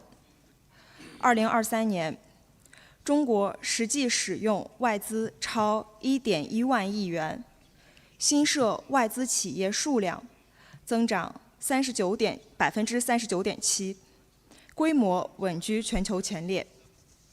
2023年，中国电动汽车、锂电池、光伏产品等新3样出口合计首次突破1万亿元大关，外贸结构进一步优化。今年前2个月，中国货物贸易进出口总值达6.61万亿元人民币，同比增长8.7%。今年1月，中国高技术制造业实际使用外资增长40.6%，越来越多跨国企业选择在华设立研发中心，中国仍是全球投资的热土。亚太各方应深化经贸合作，共建开放型世界经济，坚决反对单边主义和保护主义，反对破坏世贸规则和市场规律的霸凌行径，消除经贸壁垒，推进贸易投资便利化。应维护以世贸组织为核心的多边贸易体制，共同构筑安全稳定、互利共赢的全球产业链供应链体系，推动经济全球化向着更加普惠、包容的方向发展。应深化区域经济一体化，坚定推进高标准经贸协议谈判及实施，缩小各国发展鸿沟，为亚太地区可持续发展做出积极贡献。中方愿继续与 ESCAP 成员一道，拉紧经贸投资合作纽带，加强创新合作与成果共享，维护国际产业链、供应链稳定畅通，实现世界包容可持续发展。谢谢。Thank you, China, for your statement. Next is India, to be followed by Timor-Leste. India, the floor is yours. Thank you, Chair. India appreciates the efforts and contributions of ESCAP and the APCTT for strengthening regional cooperation in new and emerging technologies to achieve sustainable development goals in the Asia-Pacific region. India is among the top 40 countries in the field of innovation. The vision of Digital India program through adoption of Bhim UPI, Aadhaar and CoWIN transformed India into a digitally empowered society, which is an essential prelude of fourth industrial revolution. India is now prepping for cutting-edge technologies including artificial intelligence, blockchain, augmented reality and virtual reality, machine learning and deep learning, robotics, natural language processing, etc., which will be critical in the government and industry for planning and decision-making, expediting development, detecting new trends, as well as drawing out linkages. With the objective of creating awareness and promoting use of AI, a national AI portal of India has been developed by the Government of India to prepare the nation for an AI future. Government of India acknowledges the importance of regional cooperation for ethical use of emerging technologies for realizing the objectives of SDGs. In this direction, Government of India has associated with Global Partnership on Artificial Intelligence, which is an international and multi-stakeholder initiative to guide the responsible development and use of AI. Government of India expresses its strong support to UN ESCAP and APCTT and encourages ESCAP member states to contribute more to the work of APCTT to strengthen regional technology cooperation in the Asia-Pacific region. Thank you, Chair. Thank you, India, for your statement. Next is Timor-Leste, to be followed by Indonesia. Timor-Leste, the floor is yours. Thank you, Madam Chair. Excellencies, distinguished delegates, ladies and gentlemen, by representing the head of the Timor-Leste delegation to ESCAP, I'm honored to address this esteemed session on the crucial topics of trade, investment, and enterprise, and business innovation regarding the agenda item 4.h, as mentioned.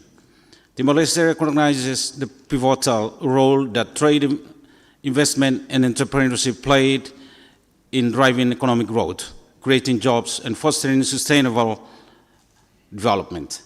As a young nation, we are keenly aware of the importance of harnessing these forces to unlock our full potential and propel our economy forward. We have taken significant steps to create an enabling environment for trade and investment, including streamlining regulations, improving infrastructures, and enhancing access to finance. Moreover, we have actively engaged with our regional and international partners to promote trade liberalization and foster greater economic integration. At the same time, we recognize the importance of nurturing a vibrant ecosystem for entrepreneurship and innovation. We have been working to support the growth of small and medium-sized enterprises through capacity-building initiatives, access to markets, and support for research and development. Innovation is key to driving competitiveness and unlocking new opportunities for growth. Therefore, we have committed to fostering a culture of innovation and entrepreneurship where creativity and ingenuity are encouraged and rewarded. As we look to the future, Timor-Leste is fully committed to leveraging trade, investment, enterprise, and business innovation as drivers of sustainable development. We stand ready to collaborate with our partners in ESCAP and beyond to seize the opportunities that lie ahead and build a brighter future for our people. I thank you, Madam Chair. Thank you, Timor-Leste, for your statement. Next is Indonesia. Indonesia, you have the floor. Thank you, Madam Chair.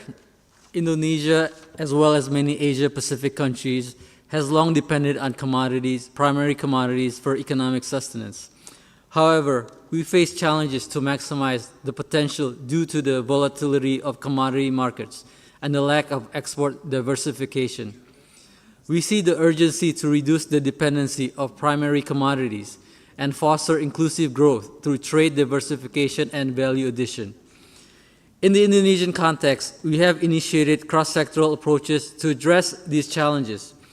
We are actively diversifying our economy by promoting value-added industries, downstreaming of natural resources, providing supporting infrastructures, and investing in human capital development. Furthermore, to improve trade and investment climate, we have implemented reforms by streamlining regulations and initiated institutional reform for transparent and accountable governance. To ensure an inclusive growth, we are leveraging digital technology to expand market access for medium and small-sized enterprises, as well as providing training and capacity building on sustainable trade and digital financing. Initiatives such as the Indonesia Digital Trade Roadmap and the establishment of e-commerce platforms aim to empower local producers and entrepreneurs to participate actively in global value chains. However, we cannot navigate these challenges alone. Regional cooperation and solidarity are indispensable in our collective pursuit of sustainable development through trade. I believe ESCAP could play an important role in this matter. I thank you. Thank you, Indonesia, for your statement. Would any other delegation like to take the floor under this agenda item?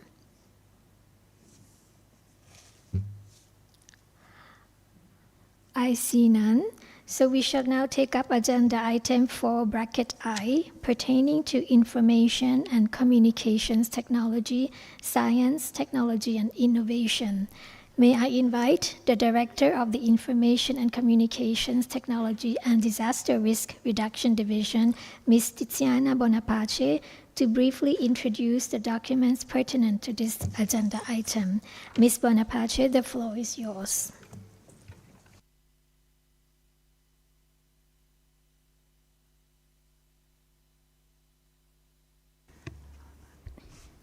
Thank you, Chair, and a very good afternoon to all the distinguished representatives here today.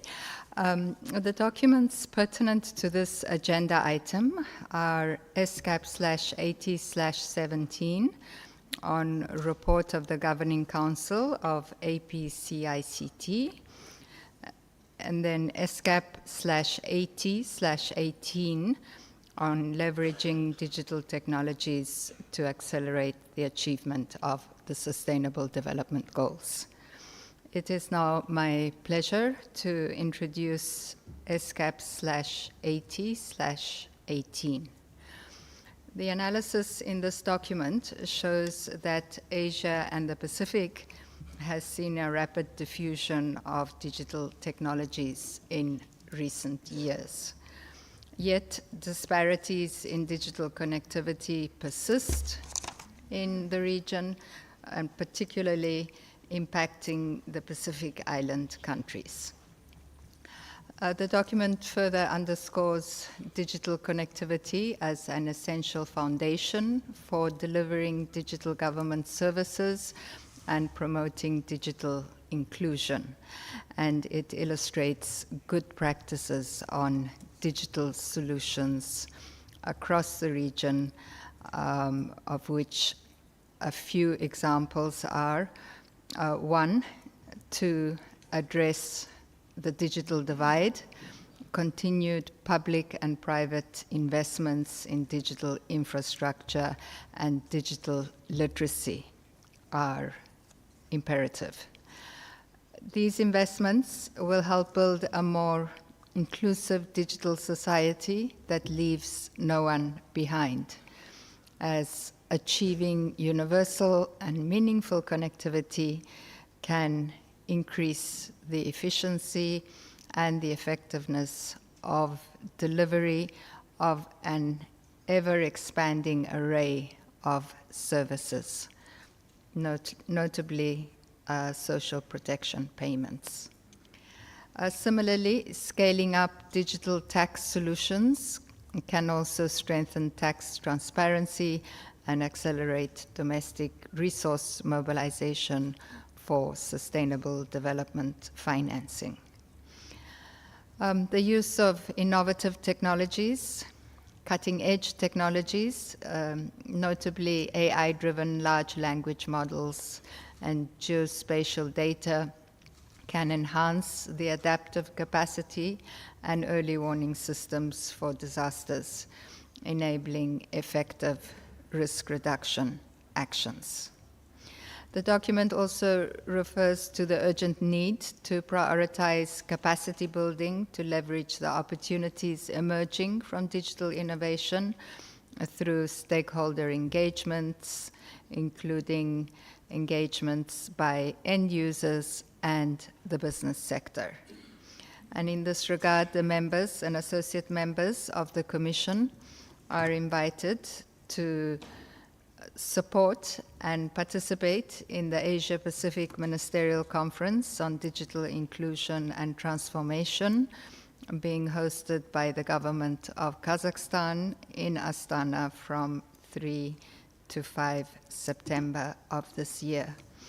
And the members and associate members are also invited to continue the very active engagement to date in the implementation of this sub-program's 2 action plans, one which runs through to 2026, the Asia-Pacific Information Superhighway Action Plan, and the other one is the Action Plan on Space Applications, which is now in its 2nd phase of implementation and scheduled to run through to 2030. Thank you, Chair. Thank you, Ms. Bonaparte. I now invite the chair of the 18th session of the Governing Council of the Asian and the Pacific Training Center for Information and Communication Technology for Development, Ms. Isarayaporn Semiprem, Director of Regional Cooperation Group, Foreign Affairs Division, Ministry of Digital Economy and Society, Thailand, to brief us on the outcomes of that meeting. Ms. Semiprem, the floor is yours. Thank you, Madam Chair. Excellencies, distinguished delegates, ladies and gentlemen, it is my honor for me to be here on behalf of the Governing Councils of Asian and the Pacific Training Center of ICT for Development, or APCICT, to brief you on the outcome of the Council's deliberations during its 18th session convened on 16 November 2023 in Manila, the Republic of Philippines. The Center has achieved several noteworthy milestones in the past year. This includes the successful implementation of the Digital Leadership Program, empowering women entrepreneurs through digital transformation, the Southeast Asia Sub-Regional Training on ICT for Climate Resilient Development, the Southeast Asia Sub-Regional Workshop on Green and Secure Smart City Development, the Pacific Sub-Regional Training on Digital Technologies for Disaster Risk Management, and National Workshop for Civil Servants conducted in 9 countries. The Center has been actively supporting women entrepreneurs in the region by providing assistance in e-commerce, digital marketing, and leveraging ICT tools for financial management. Furthermore, the Center has forged new partnerships with various national stakeholders to enhance its impact in promoting inclusive digital development. The Governing Council has endorsed the Center's work plan for 2024, which emphasizes the development of practical and impactful capacity building programs tailored to the specific needs of member states. Aligned with the Center's medium-term strategy, efforts will be made to expand its presence across the regions, extend outreach to all sub-regions, and ensure its programs benefit local governments. On behalf of the Council, I extend heartfelt appreciation to the government of the Republic of Korea for its unwavering support for APCICT initiatives. I also express gratitude to member states that have generously provided voluntary contributions and to our program's partners for their invaluable in-kind support in implementing the Center's programs. I take this opportunity to extend an invitation to all ESCAP member states to collaborate and lend their support to the vital work of the center, including through voluntary contribution and in-kind assistance. Thank you. Thank you, Madam Chair. Thank you, Ms. Semiprem. I now open the floor for comments. I ask all speakers to adhere to the time limit of 3 minutes. The first speaker is from Russian Federation, to be followed by Bangladesh. Russian Federation, the floor is yours. Добрый день, уважаемые коллеги. Мое выступление будет посвящено обзору участия России в процессах цифрового сотрудничества с азиатско-тихоокеанскими странами. Цифровое сотрудничество между Россией и странами АТР переживает период бурного развития. В этом смысле ESCAP является одной из важнейших для России площадок для взаимодействия со странами региона по цифровой повестке. В 2023 году Россия присоединилась к рамочному соглашению ESCAP по безбумажной торговле. Россия принимает активное участие в работе региональных институтов ESCAP. В частности, мы члены управляющего совета Азиатско-Тихоокеанского учебного центра, а также вице-председатель рабочей группы в инициативе Азиатско-Тихоокеанской информационной супермагистрали. В 2024 году был запущен из фонда «Россия» ESCAP проект по развитию цифровых государственных услуг для малого и среднего предпринимательства в странах Северной и Центральной Азии. В рамках проекта планируется изучение опыта стран нашего региона по поддержке предпринимателей путем развития уникальных сервисов и общего сокращения обременительной нагрузки.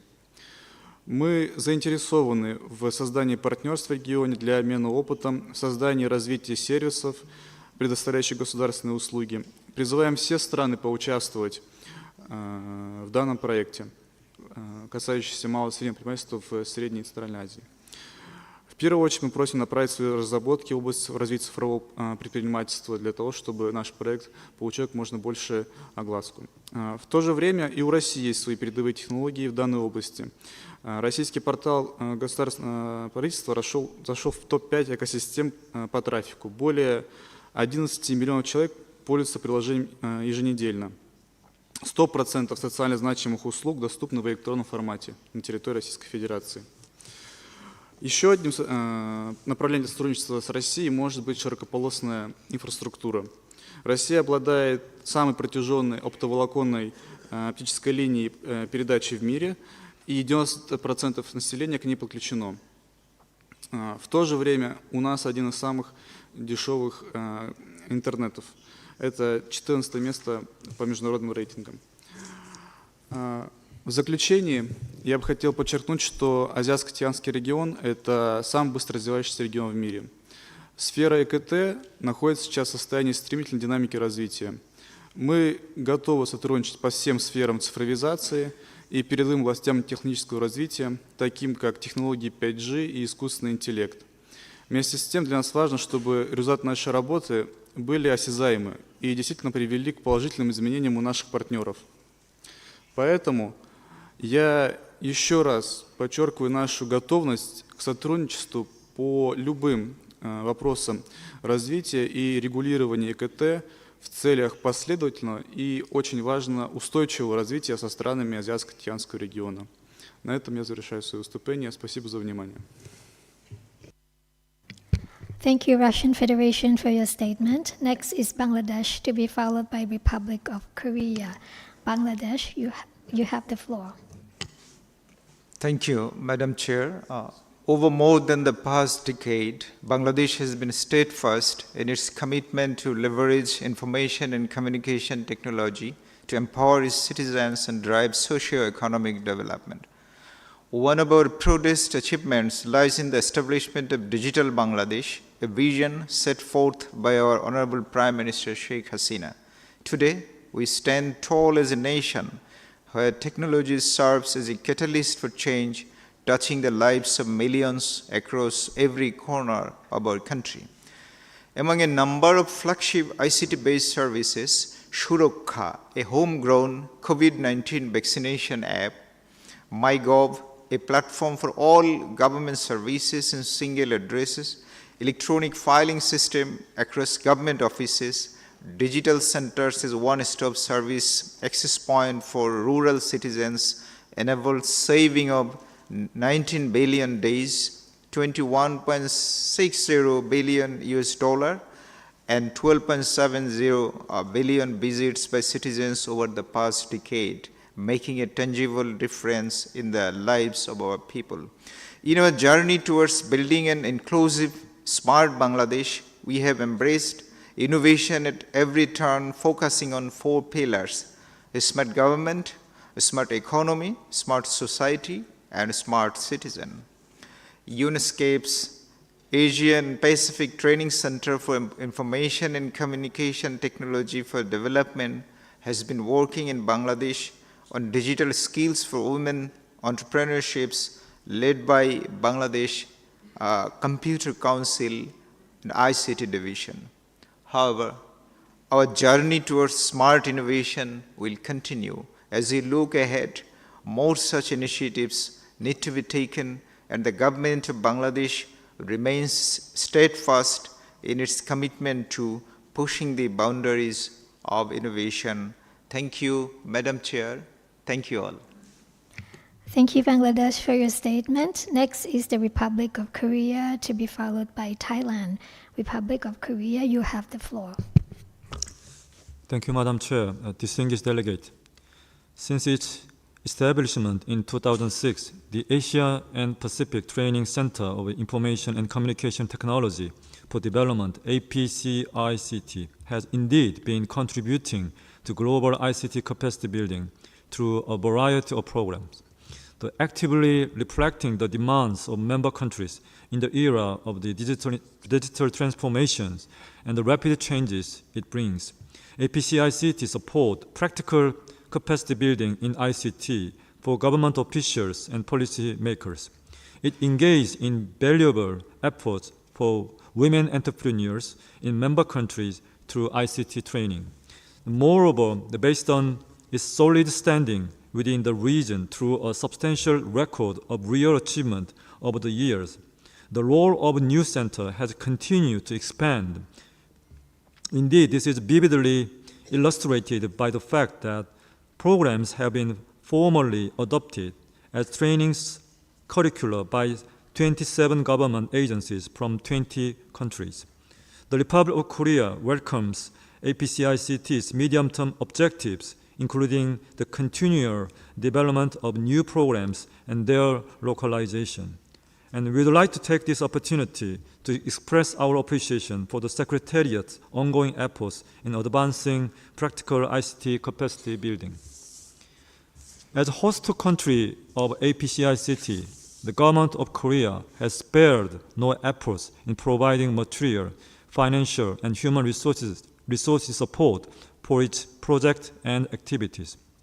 From 2022, the Center has facilitated discussions on the development and spread of ICT training programs by launching the APCICT Digital Leaders Program in collaboration with Korea's Ministry of Science and ICT, generating a synergy. In this way, it has been contributing to the truly meaningful task of bridging the digital divide.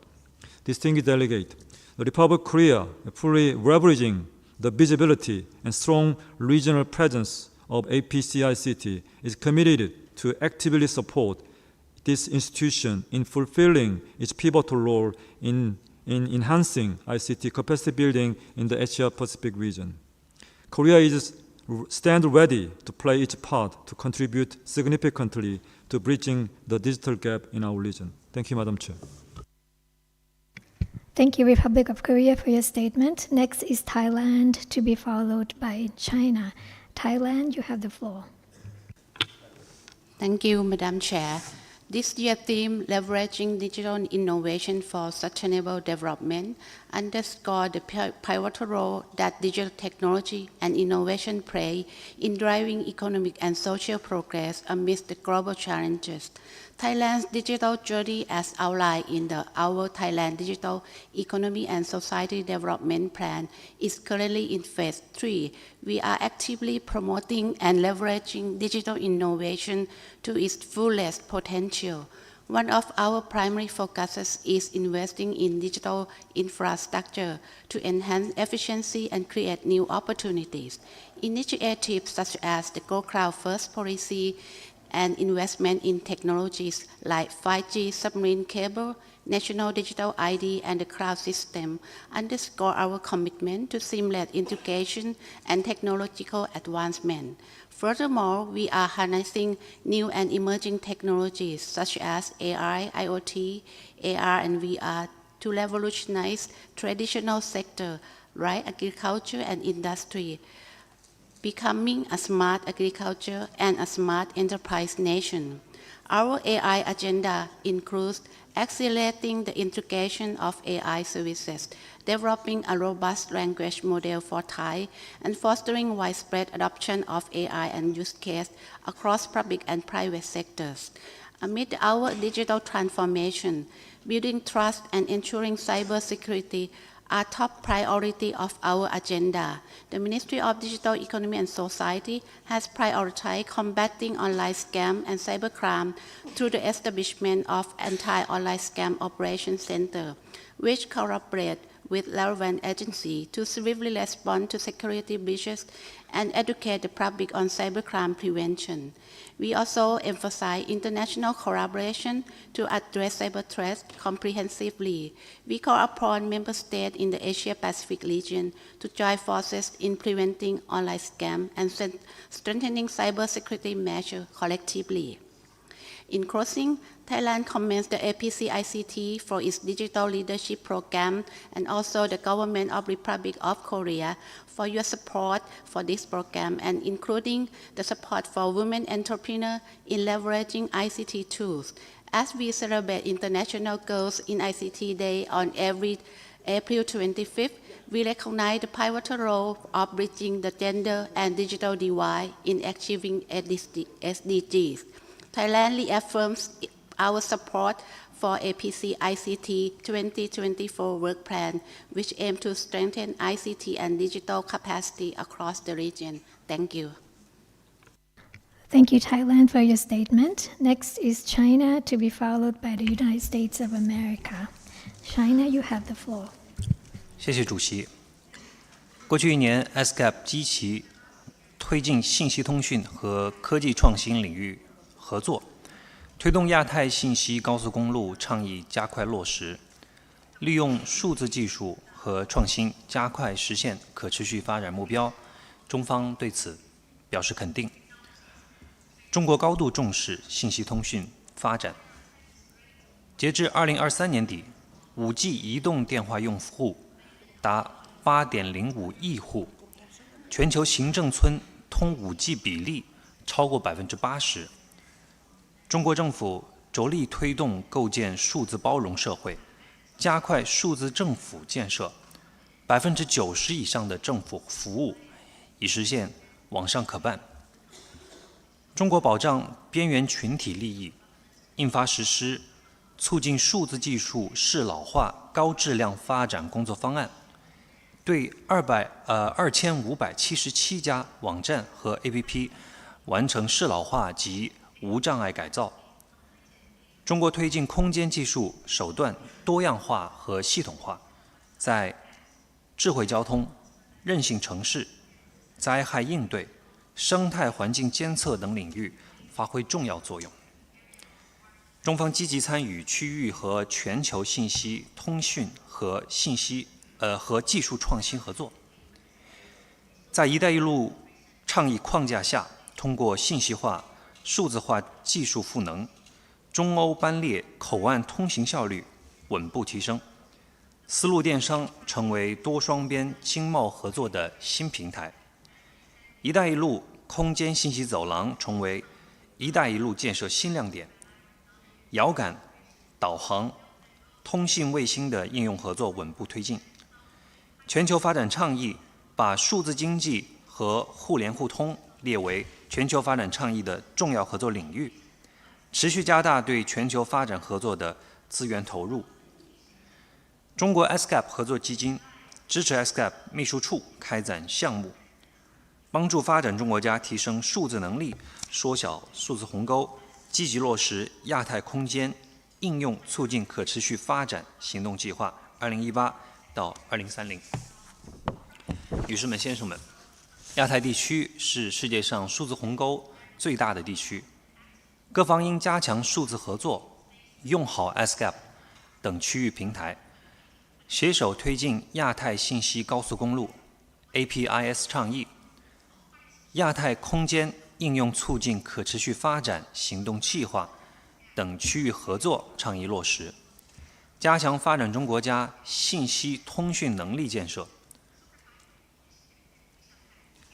中方愿与亚太各国加强互信合作，发挥信息通讯技术和数字经济的独特作用，共同促进亚太可持续发展。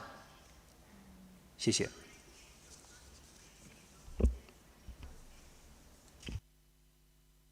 Thank you, China, for your statement. Next is the United States of America, to be followed by Vietnam.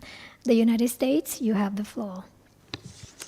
Thank you, Madam Chair and esteemed colleagues. I'm honored to be among you today at ESCAP from Washington, D.C. to address this topic. It has been noted that we are falling behind in achieving the Sustainable Development Goals. While our global community is on track to achieve only 12% of the SDGs, technologies like artificial intelligence, while not a panacea, have the potential to help us accelerate our progress. Experts estimate that AI could advance progress on nearly 80% of the SDGs. Already, AI systems are being deployed in many forms to forecast extreme weather, to improve agricultural productivity to fight global hunger, to predict and respond to outbreaks of disease, to build a clean energy infrastructure for a healthier future, and to provide better education to our children. An example of that is that in December of last year, when a team of the University of Texas in Austin successfully created an AI tool that predicted 70% of earthquakes 1 week before they took place.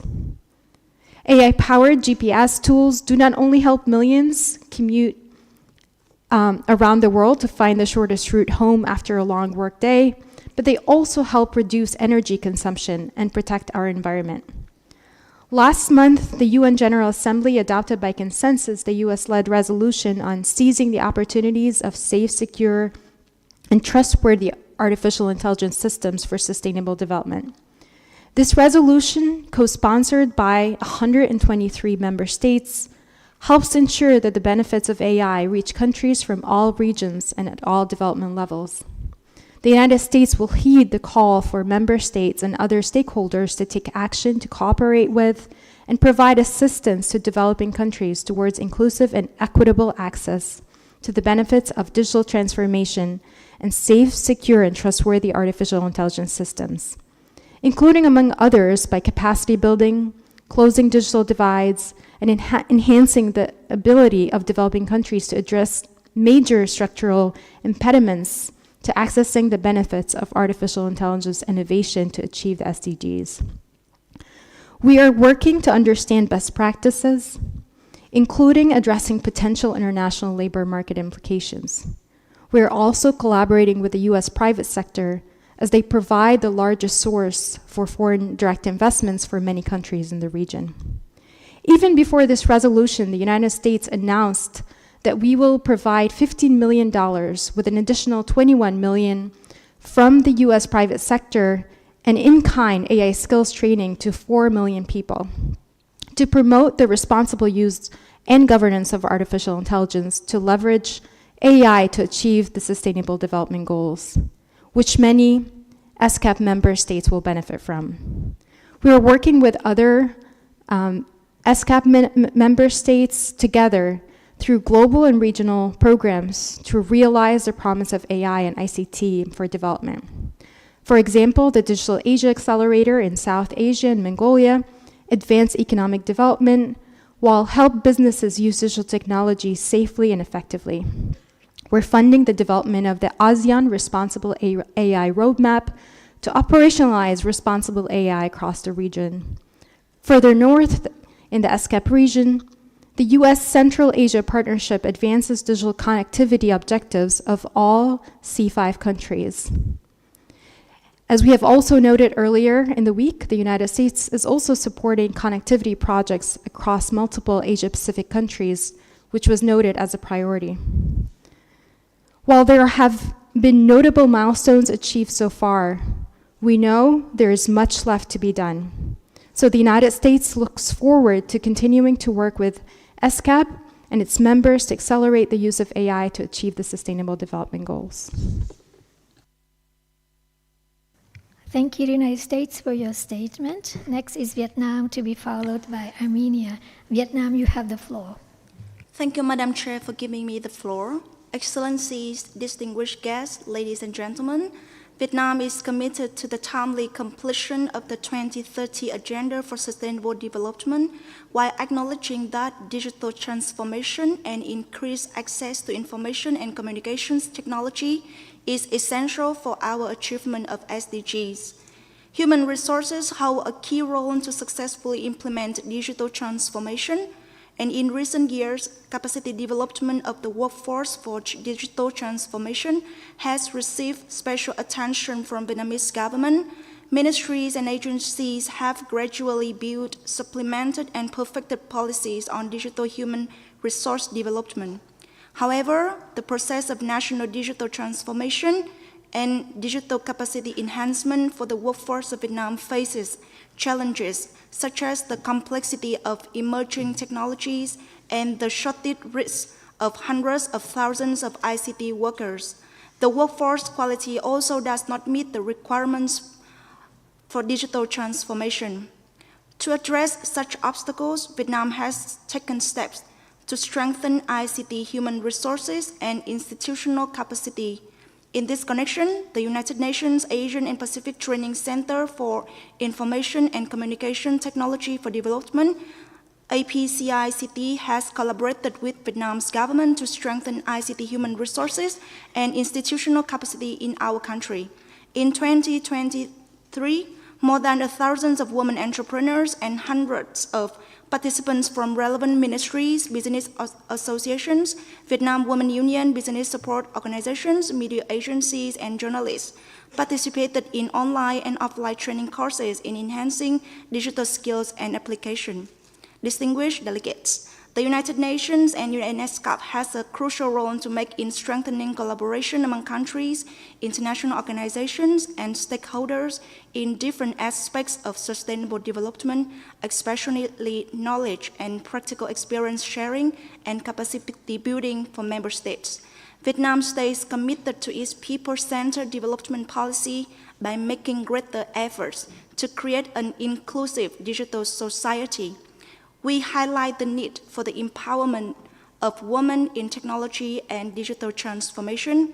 We are also committed to actively engage and contribute to various activities of ESCAP in an endeavor to achieve and realize the SDGs for the benefit of the current generation and generations to come.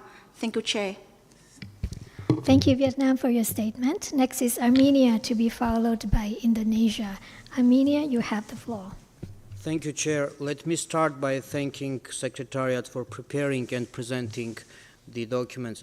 The information and communication technologies are playing a crucial role in sustainable development by shaping new models of exchange of information, knowledge, and innovation.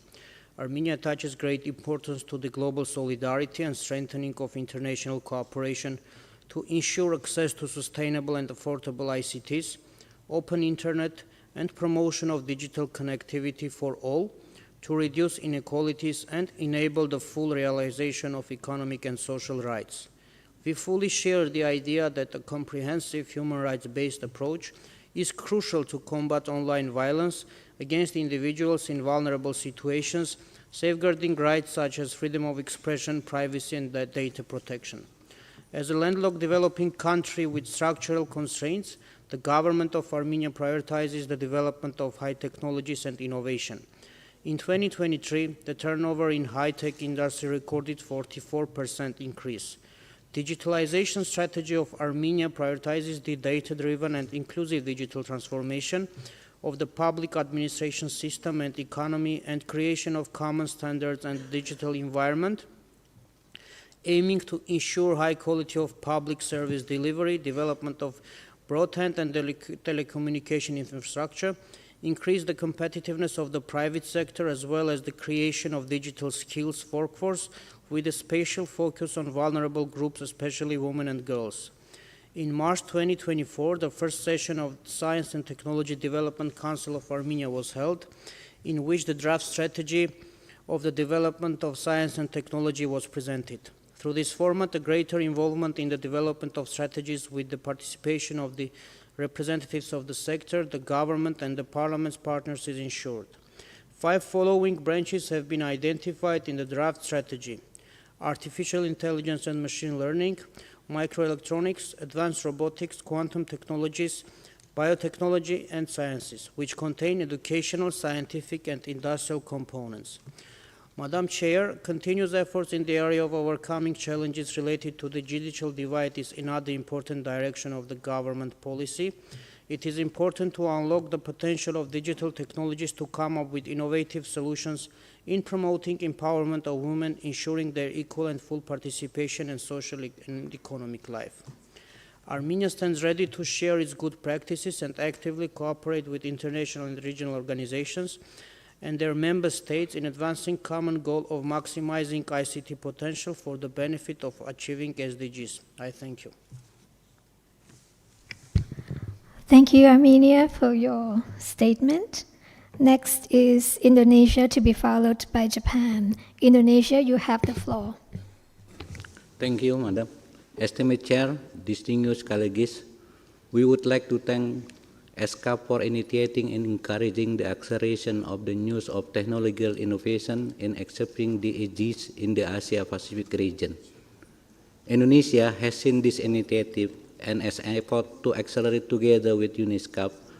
Through ICT, we have successfully brought together several training programs for Indonesia government officials and decision makers. This activity produced digital roadmap for central and local government. This program mainly joint cooperation from 2023 to 2024 as follows: Indonesia training on frontier ICT for sustainable development, Yogyakarta Smart Digital Leader Training Program, Indonesia online training for East Java government official, Indonesia training of trainer on cybersecurity, digital leadership training for West Sumatra.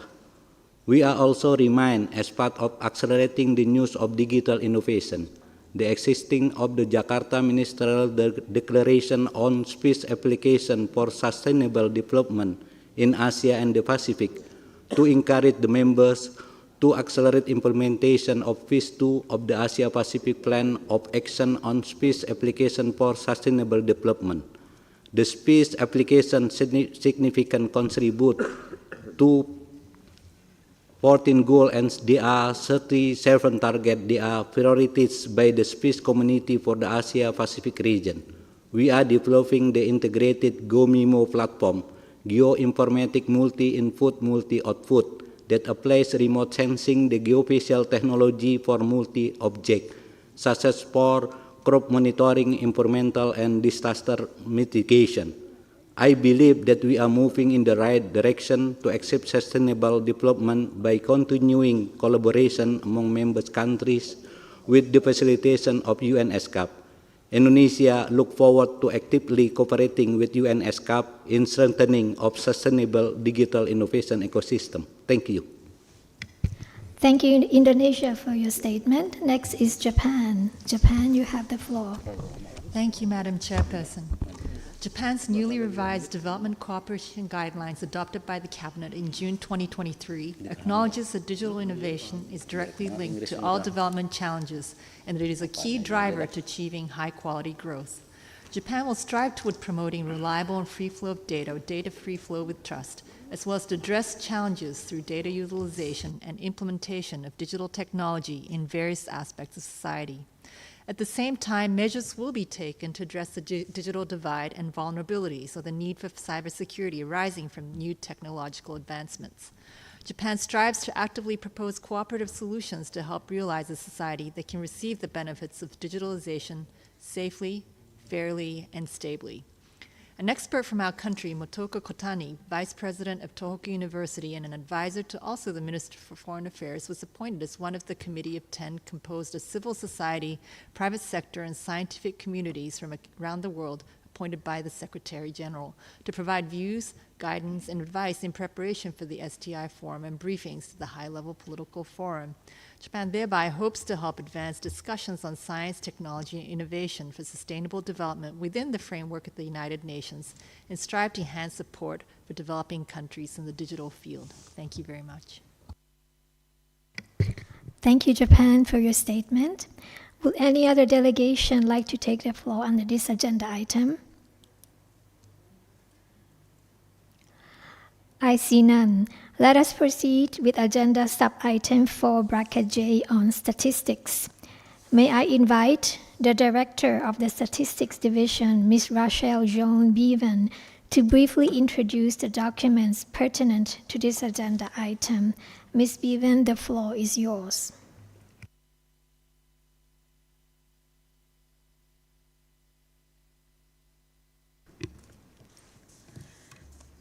Thank you, Chair. It is my honour to introduce the documents pertinent to item 4J on statistics. The documents pertinent to this agenda item are Report of the Governing Council of the Statistical Institute for Asia and the Pacific on its 19th session, ESCAP/80/19, and Towards the Realisation of the Regional Vision for Inclusive Civil Registration and Vital Statistics Systems, ESCAP/80/20.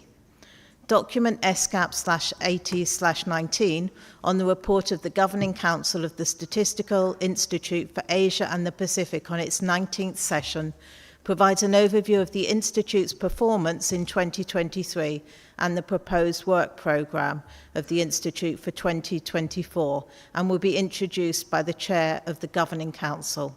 The Commission may wish to take note of the report.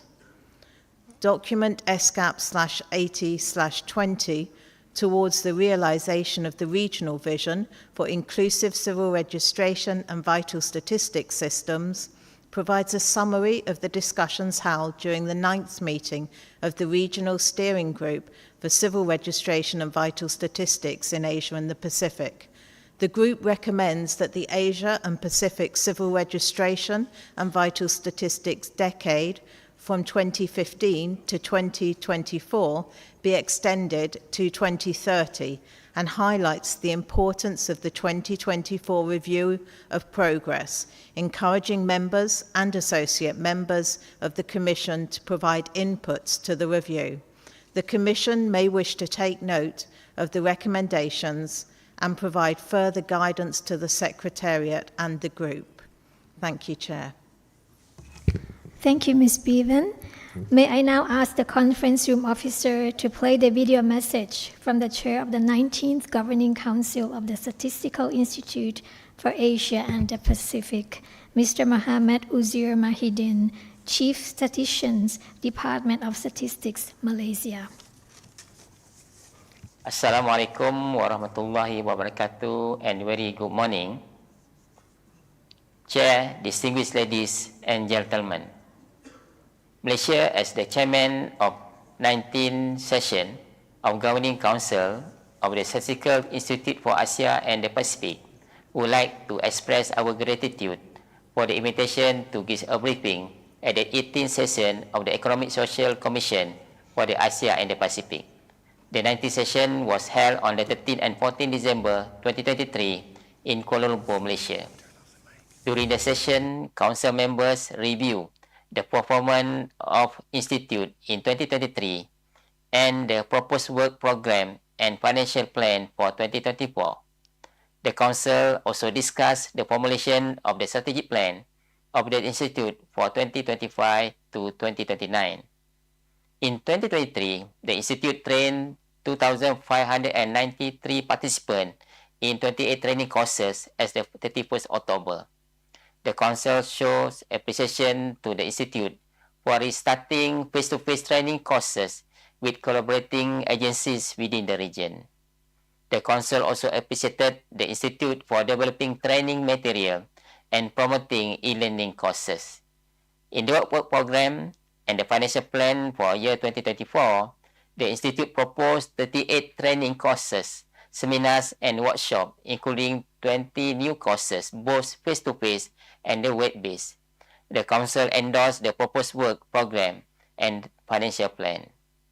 Regarding the formulation of the next strategy plan, the Institute proposed a friend of the chair groups consisting of representatives of Governing Council member states and one members of each from the Pacific region and Central Asia. To facilitate the development of the strategy plan, the Council endorsed the proposed friends of the chair group. The Council noted the demand for training on the statistical literacy and the communication for policymakers and other data users and leadership training for middle managers. The Council also requested that the Institute collaborate with member states in conducting national e-learning courses based on requests from member states and to incorporate knowledge sharing sessions in its courses. Thank you, Chair, for this opportunity to present the outcome of the 90th session of the Governing Council of the Institute to the Commission today. Thank you. I now open the floor for comments. I ask all speakers to adhere to the time limit of 3 minutes. The first speaker is from Japan, to be followed by the Philippines. Japan, you have the floor. Thank you, Madam Chair. Looking ahead to the target year, the 2030 Agenda, our efforts to achieve the SDGs are an urgent and important issue in the Asia-Pacific region. Under these circumstances, as the host government of ESCAP, we are extremely appreciative to see that ESCAP has achieved an impressive track record and valuable results in building statistical capacity in the region. We recognize that it's important for ESCAP to be results-focused and responsive to various statistical training needs in the region.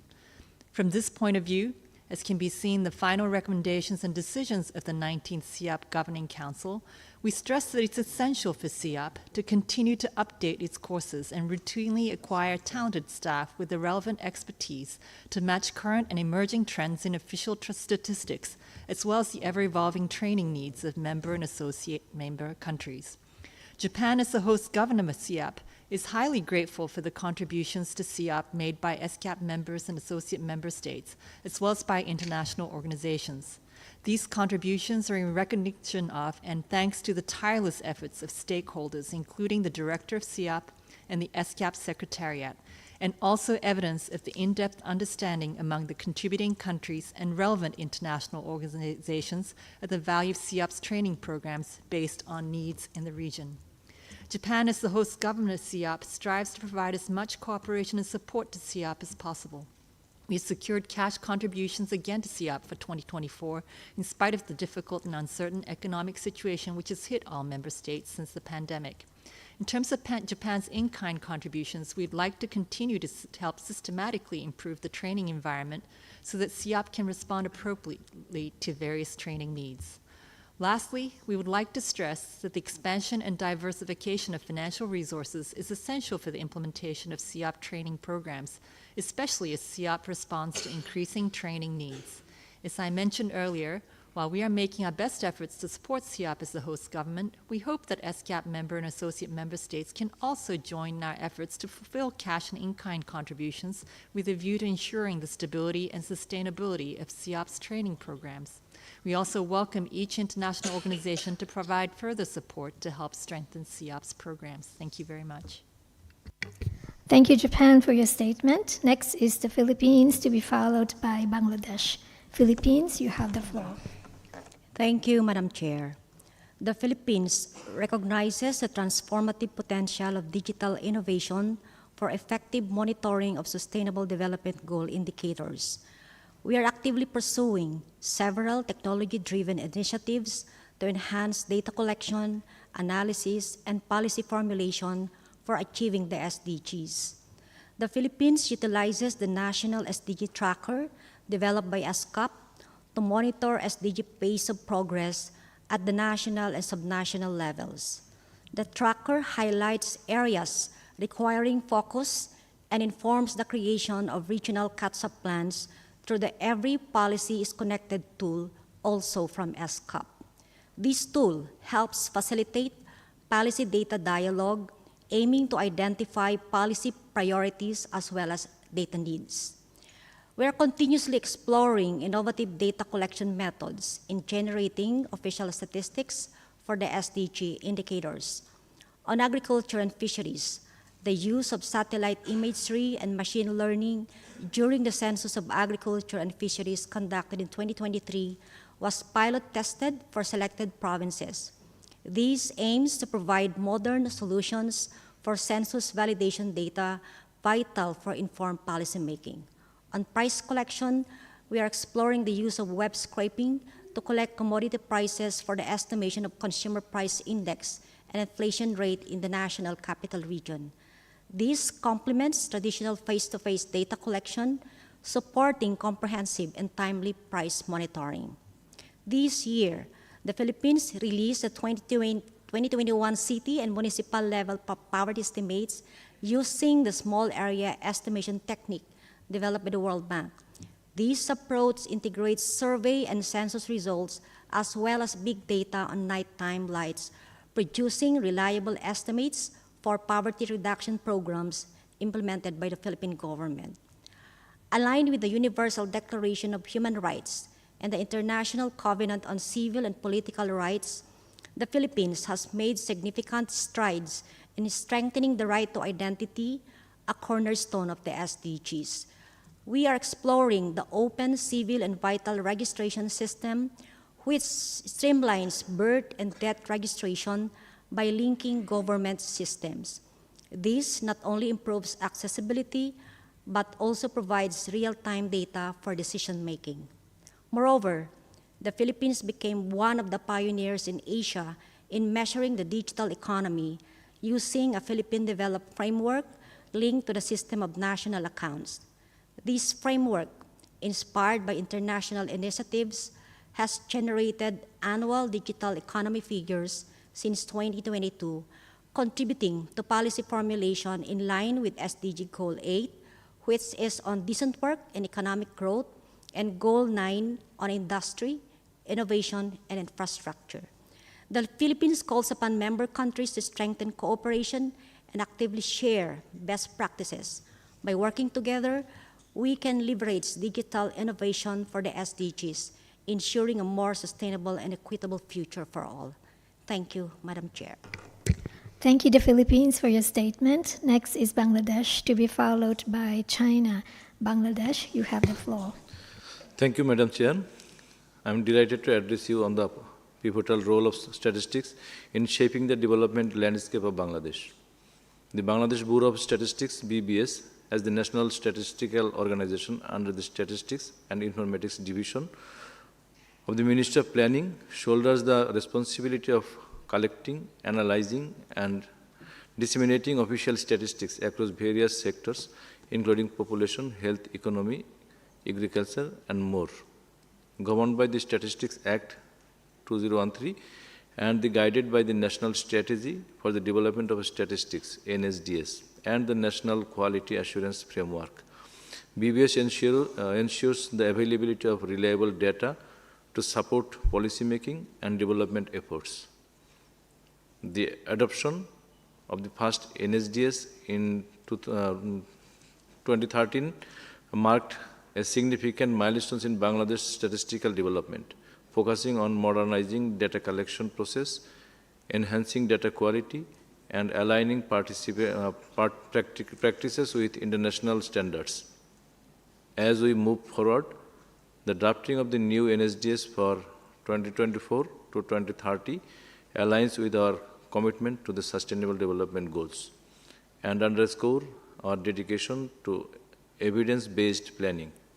In recent years, Bangladesh has made remarkable progress in strengthening its statistical infrastructure, capacity building efforts, modernization of data collection methods, and the publication of the National Quality Assurance Framework attest to our commitment to producing high-quality official statistics. Moreover, initiatives such as the introduction of the big data technology For poverty estimation showcase our innovative approach to the data analysis and interpretation. As we embark on the journey towards a smart Bangladesh, statistics will continue to be our guiding light. The integration of technology, such as computer-assisted personal interviewing, CAPI, and big data analytics, underscores our commitment to harnessing the power for data for informed decision-making. Through collaboration, innovation, and a steadfast commitment to excellence, we will continue to leverage the transformative potential of statistics to build a prosperous and inclusive society for all. Thank you for your attention. Thank you, Bangladesh, for your statement. Next is China, to be followed by Indonesia. China, you have the floor. 谢谢主席。中国政府高度重视国家统计工作。中国统计法颁布40年以来，中国不断完善统计法律法规，始终坚持把数据质量放在第一位。2023年，中国深化推进碳排放统计核算、数字经济统计监测、现代化产业体系统计、共同富裕统计监测等统计重点领域改革。中国顺利完成统计云主要建设任务，统计信息化建设成果可喜。中国开展智慧统计总体设计，深化大数据统计应用，筑牢网络和数据的安全防线。第5次全国经济普查正有序开展，将助力更加精准有效的政策措施制定。中方积极参与区域统计领域合作。过去1年，中国国家统计局与国际货币基金组织签署合作备忘录，承办第4届联合国世界数据论坛，举办中国东盟统计论坛，深化中国与地区内外各国数据领域务实合作和交流互鉴。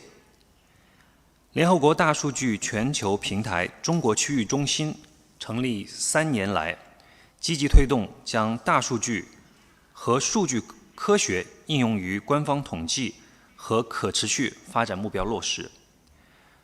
中方通过中国联合国和平发展基金、中国 ESCAP 合作基金支持 ESCAP 开展项目，提升区域国家在落实2030年议程中的数据统计能力。中方积极支持亚太统计研究所工作，持续向 CEAP 提供捐款支持，并担任理事会成员。女士们、先生们，为促进亚太地区落实可持续发展目标，各方应完善计量方法，努力提升统计数据数量与质量，加强各部门统筹与协调。要强化伙伴关系，提高统计系统韧性与包容性，应用好 ESCAP 平台，加强统计区域经验交流、技术分享、能力建设和项目合作。中方愿与亚太各方开展统计研究与合作，为政府决策和公共服务提供有力数据支撑，更好促进亚太可持续发展。谢谢。Thank you, China, for your statement. Next is Indonesia. Indonesia, you have the floor. Thank you, Madam Chair.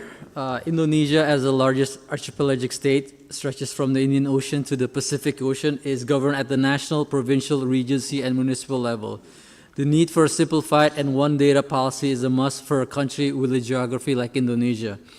In 2019, Indonesia passed a presidential regulation on One Data Indonesia, or Satu Data Indonesia, which mandated open government data, or OGD, to be implemented at the national scale. Indonesia develops concrete commitments biannually delivering on the OGD National Action Plan. The current project focuses on strengthening public services, anti-corruption, fiscal transparency, access to justice, community participation, and gender perspective public policies. After the delivery of each two-year plan, ministries, agencies hold a series of meetings with civil society organizations, drafting the national strategy through the principle of co-creation. The Indonesian Medium-Term National Development Plan from 2020 to 2024 priority policies include industrialization and digital transformation, digital literacy and capacity in managing and analyzing data, including big data, present challenges for Indonesia to capitalize on digital technology advancements in policy development. In order to strengthen data collection, Indonesia National Statistics Agency, or BPS, signed the MOU with ESCAP and UNDESA, focusing on the establishment of the regional hub on big data and data science for the Asia-Pacific region. The regional hub can be used to develop big data and data science capacity. The regional hub for Asia and the Pacific will encompass research on the use of big data and data science for the development of new statistical methods and techniques, capacity building and training of statisticians and data scientists, international seminars and workshops on data science and modernization of official statistics, advocacy for big data and data science in official statistics, and further collaboration with the UN Global Platform and other regional hubs in sharing new statistical methods, techniques, and learning of big data and data science among the community of official statistics and its stakeholders. We hope that through this cooperation, Indonesia can enhance its One Data policy and that the regional hub would strengthen Indonesia's increasingly important role as a beacon of knowledge and catalyst for development of big data and data science, producing official statistics to drive the future development transformation in the Asia-Pacific region. We would like to thank UNESCAP and UNDESA for this important collaboration. Thank you very much. Terima kasih. Thank you, Indonesia. Would any other delegation like to take the floor under this agenda item?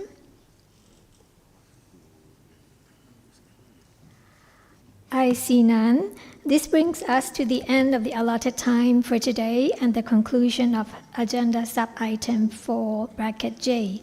May I now call on Mr. Lorenzo Santucci, Secretary of the Commission, to make an announcement. Thank you very much, Madam Chair, distinguished delegates. I would like to remind all delegates that all documents pertaining to the agenda item 9, adoption of the report, which will be considered tomorrow afternoon at 14 hours, including the draft report, the draft resolutions and decisions, will be available on the password-protected website of the Advisory Committee of Permanent Representatives as of 12 noon tomorrow. The credentials to access the website have been communicated to all seats of government, but should you require access, please contact your assigned liaison officer.